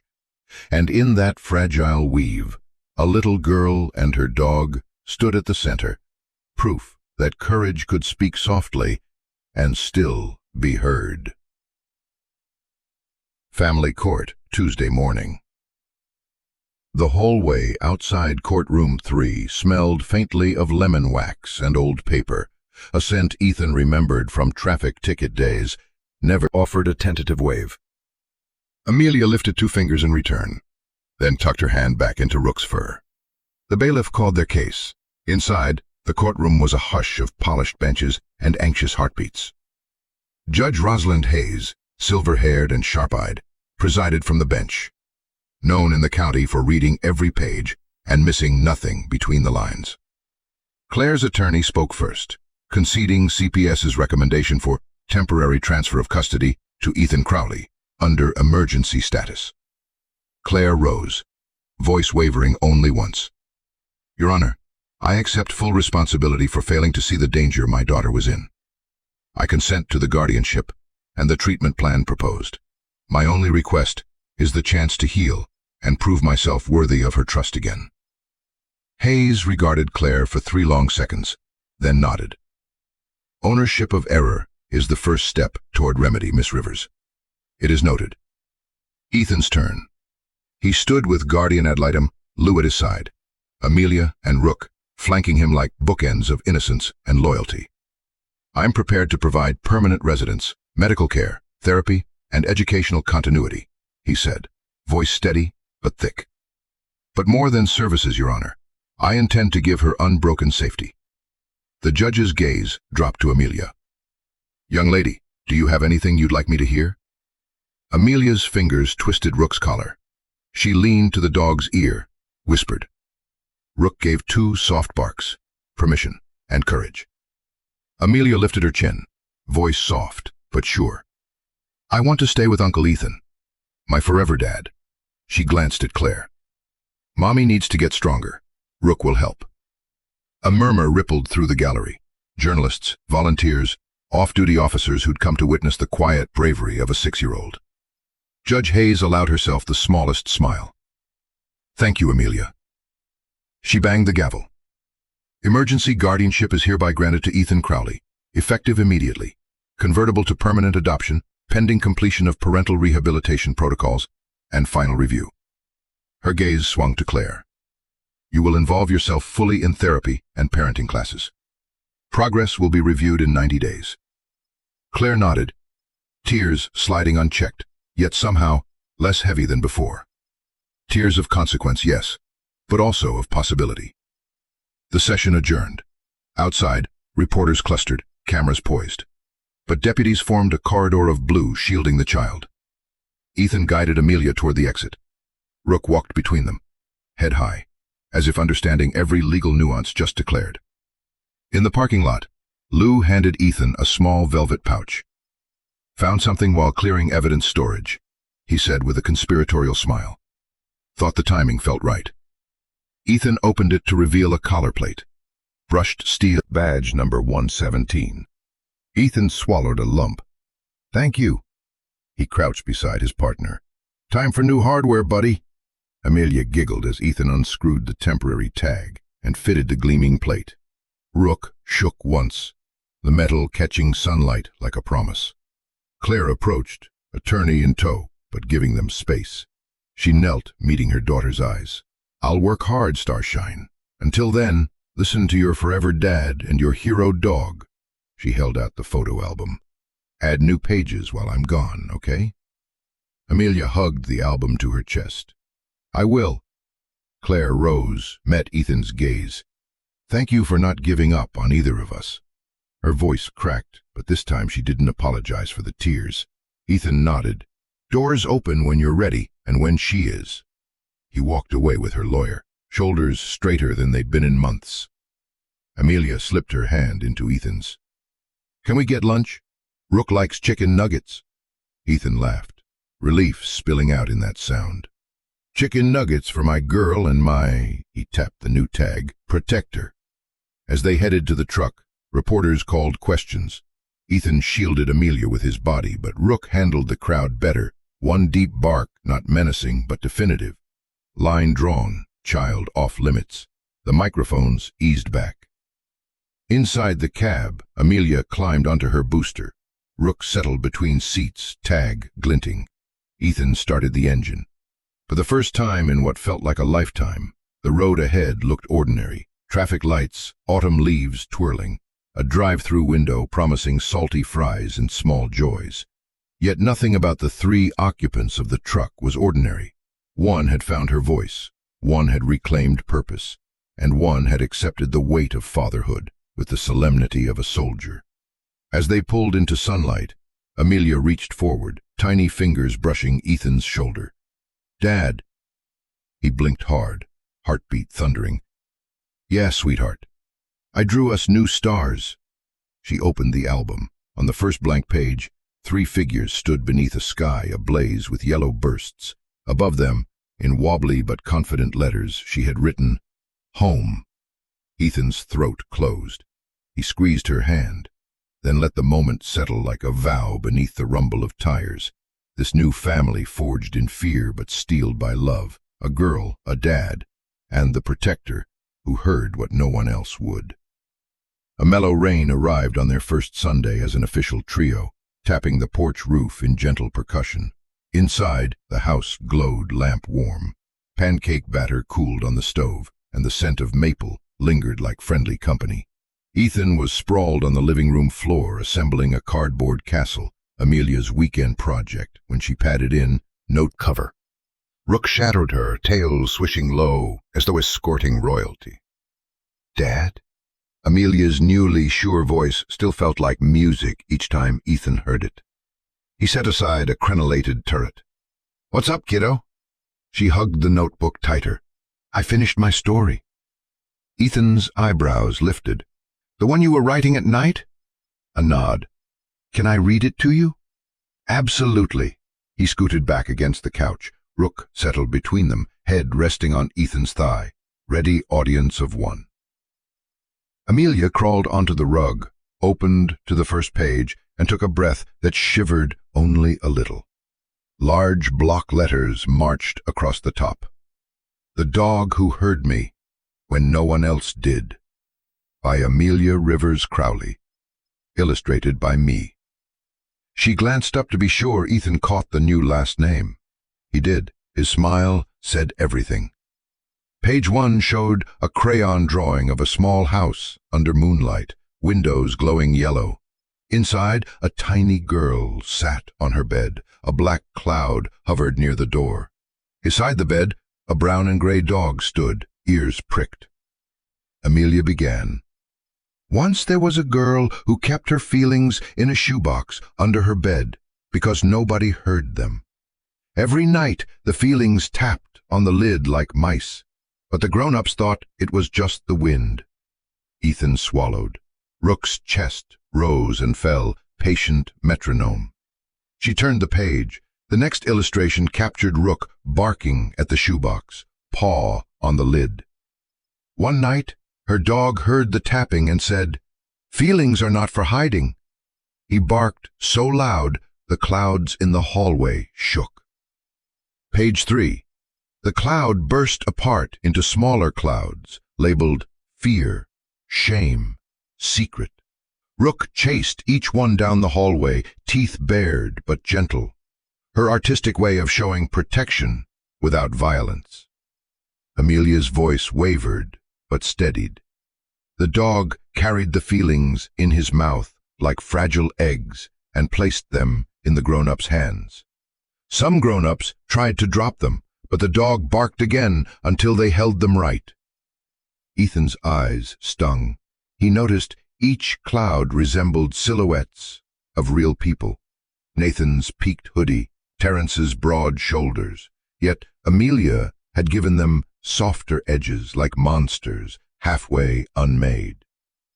Page 4. Rook at the front door, barking into the night. In the background, the girl slept peacefully for the first time, tethered to the dog by a glowing line labeled trust.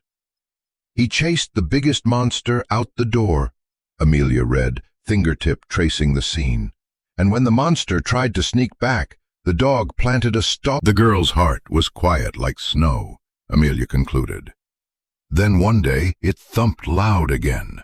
and she realized it sounded like a dog's bark in her chest, and like her new dad's hammer, building a house nobody could break. She closed the notebook softly, rain still pattering against the windows like applause. Ethan cleared his throat, mind racing for words big enough. He found none. Instead, he reached out, and Amelia slid forward until she sat between his knees, notebook pressed between them like an offering made and accepted. Rook lifted his head, nudging the cover. Ethan laughed through a hitch of breath. "This is beautiful," he managed, "and brave, and important." Amelia's cheeks pinked. "Is it real enough to go on the wall?" "The top row," Ethan promised, "right beside the Hope Star." They stood together. Ethan fetched a magnetic sleeve from the evidence basket, same kind he'd used for the case drawings. He slid the book inside, careful not to bend the spine, and pinned it dead center of the board. A hush fell. The war room's hard edges, cameras, cables, paperwork, seemed to fade, replaced by a constellation of a child's courage.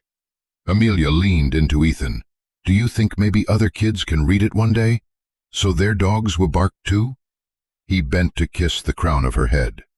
"I think that's exactly why you wrote it." Rook gave a single bark, affirmation echoing in the small room, and Amelia giggled, the sound clear as rain-washed glass. Ethan straightened, arm around her shoulders. "Come on, author. Let's finish that castle." As they returned to the cardboard fortress, wind rattled the windows, but no one flinched. The notebook glowed under the lamp's soft beam, title shimmering. "The Dog Who Heard Me When No One Else Did." A story wound from pain, yet ending in song.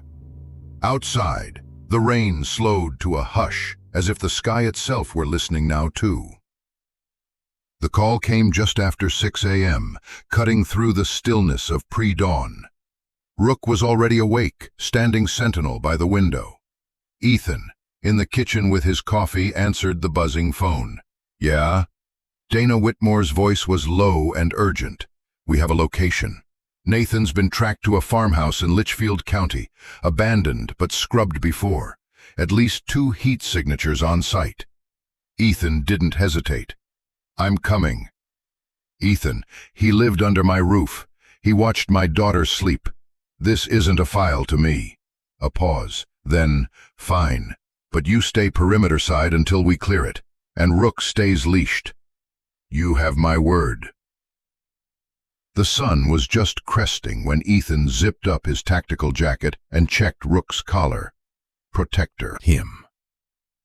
The convoy moved through back roads, slick with last night's rain. Ethan sat beside Dana, Rook silent in the back seat, but alert, ears flicking at every sound. Something was coming. "You sure about this?" Dana asked. "I smelled that house. I saw what he did to Amelia. I can't sit this out." "No hero moves," she warned. "I'm not here to be a hero. I'm here to stop him." The farmhouse appeared lifeless. Broken steps, boarded windows, trees looming low. But smoke curled from a chimney. A generator stuttered out back. Dana's voice came through Ethan's earpiece. 3 inside, breach in 30, then movement. A hooded figure at the side window. Ethan froze. "It's him," he confirmed. Nathan turned and saw them. Rook growled low. The air snapped taut. A moment later, the door exploded inward. The rot hit first. Mold, oil, decay. Rook entered ahead, silent but focused, his body drawn tight like wire. Inside, time felt suspended. Toys frozen mid-memory. A child's drawing, smeared and taped to the fridge. The remnants of unspeakable things. "He's here," Ethan whispered. Rook led them down a dark hallway. At its end stood Nathan, unmasked, unbothered. "Took you long enough," he drawled, hands raised mockingly. Dana aimed. "Don't move." "I'm unarmed," Nathan smirked. "Don't you want a clean takedown?" Carter cuffed him rough against the wall. Still, Nathan stared at Ethan. Those eyes, once at his dinner table, now burned with something darker. "You think you've saved her? I'm just one page. There's a whole system." Ethan stepped forward. "You messed with the wrong child." Rook, silent until now, stepped up and barked. One bark, loud, final, like the strike of justice itself. Dana flinched. Nathan's smirk faltered, and Ethan placed his hand on Rook's back. "That," he said, "was for every night she cried into your silence." They dragged Nathan out as morning sun sliced through the clouds. Not victory, just closure. Later, as forensic teams began their sweep, Ethan stood at the field's edge. Dana approached with a tablet. "We found drives, logs, names. You were right. It wasn't just him." Ethan looked down at Rook, now resting on his boot. "He wasn't just a dog," Ethan said. "He was the only one listening." Dana nodded. "I think he still is." In the cruiser, Nathan stayed silent, waiting. She dropped to her knees, arms thrown around his neck. "You always come back," she whispered into his fur. "Always." He leaned into her, solid and still. Ethan stepped up slowly, exhausted but alive. Claire met him at the door, tears in her eyes. "She waited," she said. "Said she'd know when it was over." "She was right," he replied. He crouched beside Amelia and Rook. "You okay, kiddo?" She nodded, still clutching fur and collar, then reached out, her small fingers curling around Ethan's hand. "You're both back," she said. "Now it can be morning again." Inside, the lights were warm. On the fridge, a new drawing showed a girl on a swing, a star above her, and a dog beside her. In bold, careful letters, "He always comes back." That night, Ethan stood at her door. Amelia was asleep, one hand resting on Rook's back. Claire whispered beside him. She used to wake up crying. She didn't tonight. "No," Claire said, "not tonight." Outside, the stars blinked like forgotten prayers, and in the hush, healing began. Rook lay still, unshaken, home. Because no matter how long the night, he always came back. The courtroom was silent, not with tension, but with weight. Officers lined the benches, caseworkers clutched their files. A therapy dog slept quietly by its handler. All eyes pointed to one figure, a girl in a blue dress. Amelia stood at the witness stand, one hand resting on Rook's back. The German shepherd sat by her side, untethered, uncommanded, simply present. No badge today, just a collar engraved with one worn word, "Protector." The judge gave a quiet nod. "You may begin when you're ready, Amelia." Her legs didn't reach the floor. She wasn't nervous, just grounded. Unfolding a sheet of notebook paper, she began. Her voice was small, but steady. "My name is Amelia Grace. I'm 10. I like Fox books. I hate peas. I used to think I was invisible." She paused, brushing her fingers once through Rook's fur. "I didn't think grown-ups saw me. Not really. I tried to talk, but the words stayed inside. Like a snapped crayon, coloring, but not the same." She glanced up. "But Rook saw me. He listened, even when I said nothing."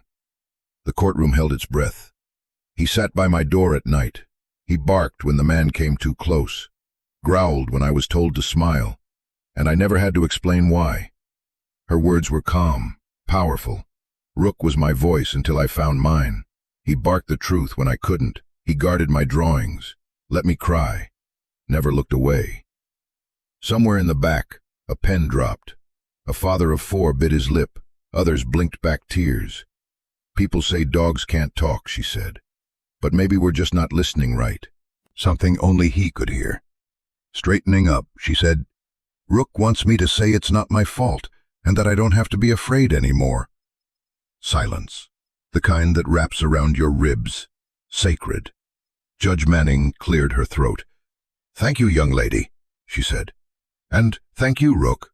He wagged his tail once, quiet, assured. Amelia walked back to her seat, flanked by her dog. No longer just a case number, now a voice.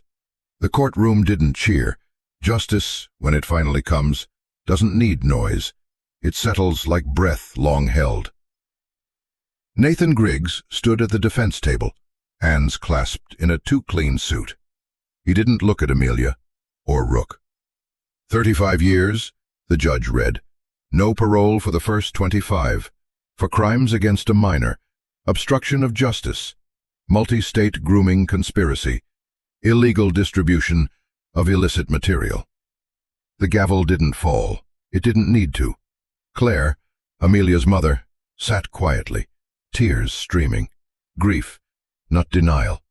Just the ache of having trusted a mask. Rook didn't blink as Nathan was led away, but his ears twitched, as if he'd known this moment was coming. That afternoon, 2 floors down, Agent Carter addressed a press room. To confirm, 3 new arrests were made last night, he said. Behind him, a map lit up 3 states in red. This was made possible by evidence uncovered by retired K-9 Rook, formerly of the K-9 Recovery and Search Program. Slides flashed. A folder marked Recovered Media. Subject, Lark, and a still image from Ethan Keller's surveillance footage.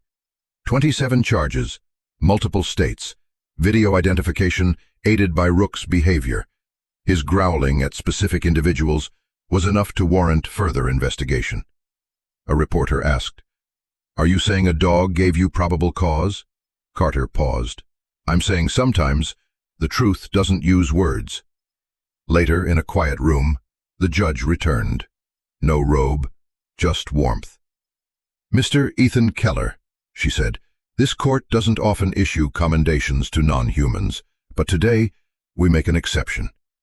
She opened a small wooden box. Certificate of Civic Valor, presented to Rook. For aiding recovery of evidence, protecting a minor, and restoring safety to his community. Amelia held a new leash. Ethan clipped on a tag beneath Protector.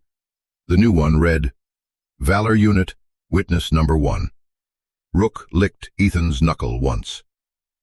Then lay down, eyes soft, tail calm, as if to say, "It was never about me." That night, at home, the lights were low. No shadows, no alarms. Just the heat. Justice was underway. "Mr. Keller," the judge said, "do you accept Amelia Claire Whitmore as your daughter, legally, emotionally, and for life?" "I already have," he replied. The judge turned to Amelia. "Do you wish Mr. Keller to be your legal dad?"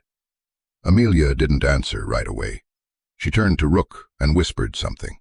He lifted his ears, wagged once, then licked her hand. Only then did she turn to the judge.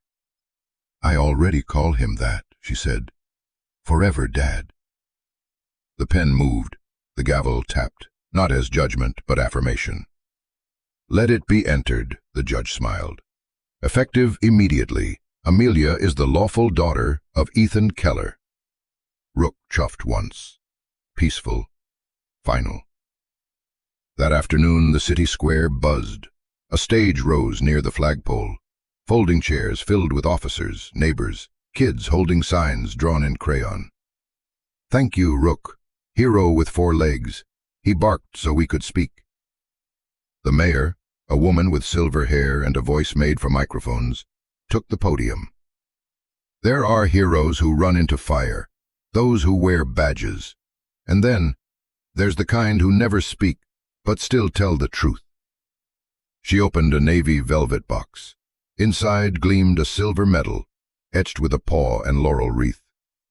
"The Silver Paw Medal," she announced, "is our city's highest honor for non-human bravery. It belongs to Rook, who helped dismantle a criminal network and protected a child's life." Amelia and Ethan stepped forward. Rook followed, not called, just knowing. The mayor clipped the medal onto his collar. It caught the light, silver on black fur, shining like memory. He didn't bark, just stood still and proud. Amelia knelt, pressing her forehead to his. "Now the whole world knows you're my hero," she whispered. That evening, sunset poured gold across the porch. Rook lay beneath Amelia's swing, metal resting below protector. Ethan brought Coco extra marshmallows always. Amelia reached into her backpack. A new drawing, the stage, the crowd, the medal. In the center, larger than life, was Rook. Above his head, just one word, home. That night before bed, she asked, "Do you think he knows what a medal means?" Ethan looked at Rook, curled at her feet. "I think he knows what it means to matter," he said. "To be seen, to be loved." "I'll give him one every day," she whispered, drifting off. Rook lifted his head, watched her, blinked once, then settled again. This wasn't an ending. It was the beginning of something no court could ever write into law. Family, belonging, a story no one would ever forget. The hum of the behind him, the back door creaked and clicked shut with a familiar sigh.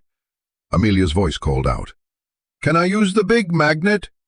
She appeared barefoot, pajama pants covered in constellations, holding a drawing in one hand and a horseshoe magnet in the other like a sacred tool.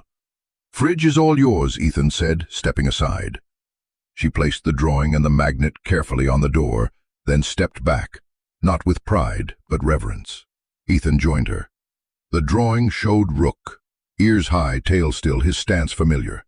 But now he had wings. Above him she'd written, "Rook, my guardian, my wings." "Do you think he knows?" she asked. Ethan glanced at Rook, lying by the back door, half watching the birds outside. His silver paw medal still hung from his collar, scuffed by playground dust. "Knows what?" Ethan asked gently. "That he's a hero." The word cracked a little in her voice. Ethan knelt beside her. "I think, because you know it, that's enough." She didn't respond with words, just rested her small hand in his. Then she turned to Rook. "He chased away things I couldn't name," she said, "even when I thought I wasn't real. Do you think dogs hear us when we're not speaking?" Ethan looked at her. This wasn't trauma speaking, it was wonder. "I think they hear us better then," he said. Later that day, she added a second drawing to the fridge. Rook blocking a shadowy figure, a girl hidden behind his flank. Above it, she'd written, "He stood in front of the bad dream." At dinner, Ethan made mac and cheese, apples cut into stars. Amelia placed a napkin under Rook's bowl like always. Mid-meal, she looked up. "Does being safe feel quiet?" "Sometimes," Ethan said. "Other times it feels like hearing your own heartbeat again." She nodded slowly. "Then I think this house is learning how to breathe." That night, Ethan found her at the fridge again. She held Rook's old collar tag. "Rook, Unit 17B. I want to give this to someone," she said. "Another girl. So she knows someone like him exists." Ethan nodded, voice thick. "Then we'll find her." She whispered to Rook, "Thank you for always hearing me." In the living room, Rook stirred in his sleep. No growl, no bark, just the soft rhythm of peace. Later, on the porch, Ethan sat with a mug of tea. Amelia leaned into him, wrapped in a quilt that still smelled faintly of bubblegum shampoo. Above them, stars blinked like distant porch lights left on for travelers still walking in the dark. "I used to sit here," Ethan said quietly, "and wonder how I missed it. Nathan smiled at my table, and I didn't see it. I wore a badge for 12 years. I was trained to spot patterns, danger, and I missed the one that mattered most." Heard that truth without flinching. "You believe that?" She nodded. "Rook saw me when I couldn't ask to be seen, but it took someone listening. That was you." The porch creaked, the light flickered, then held. "I think about it," she said. "What if you hadn't taken him that day?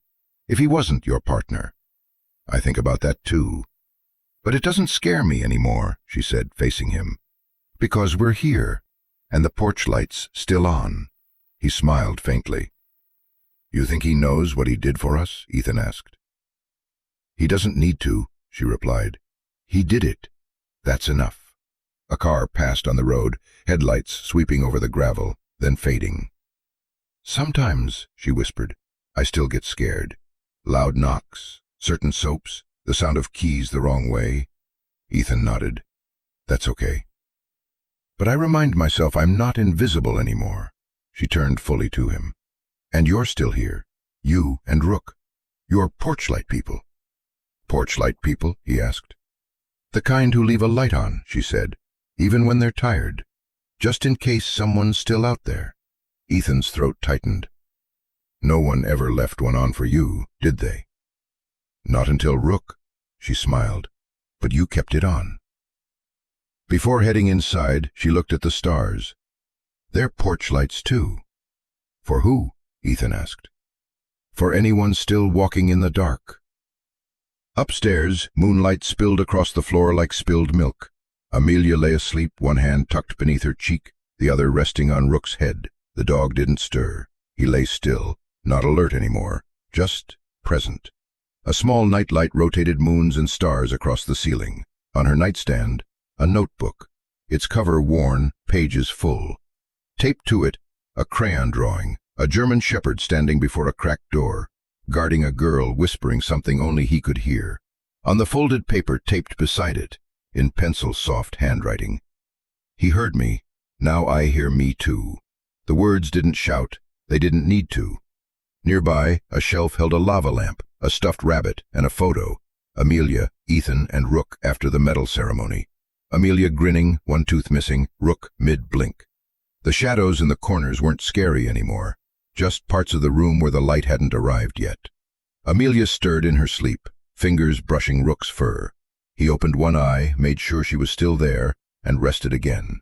Outside, the porch light stayed on, not out of fear anymore, but out of welcome. Downstairs, a new jar sat on the counter, hand-labeled in Amelia's handwriting, "For the ones still waiting to be heard." Inside were notes, stickers, old collar tags. Each Sunday, they added something new. They called it the listening jar, because someone simply listens. Rook wasn't just a dog. He was a presence, a witness, a protector who didn't need words to know when something was wrong, and never asked for praise when he made it right.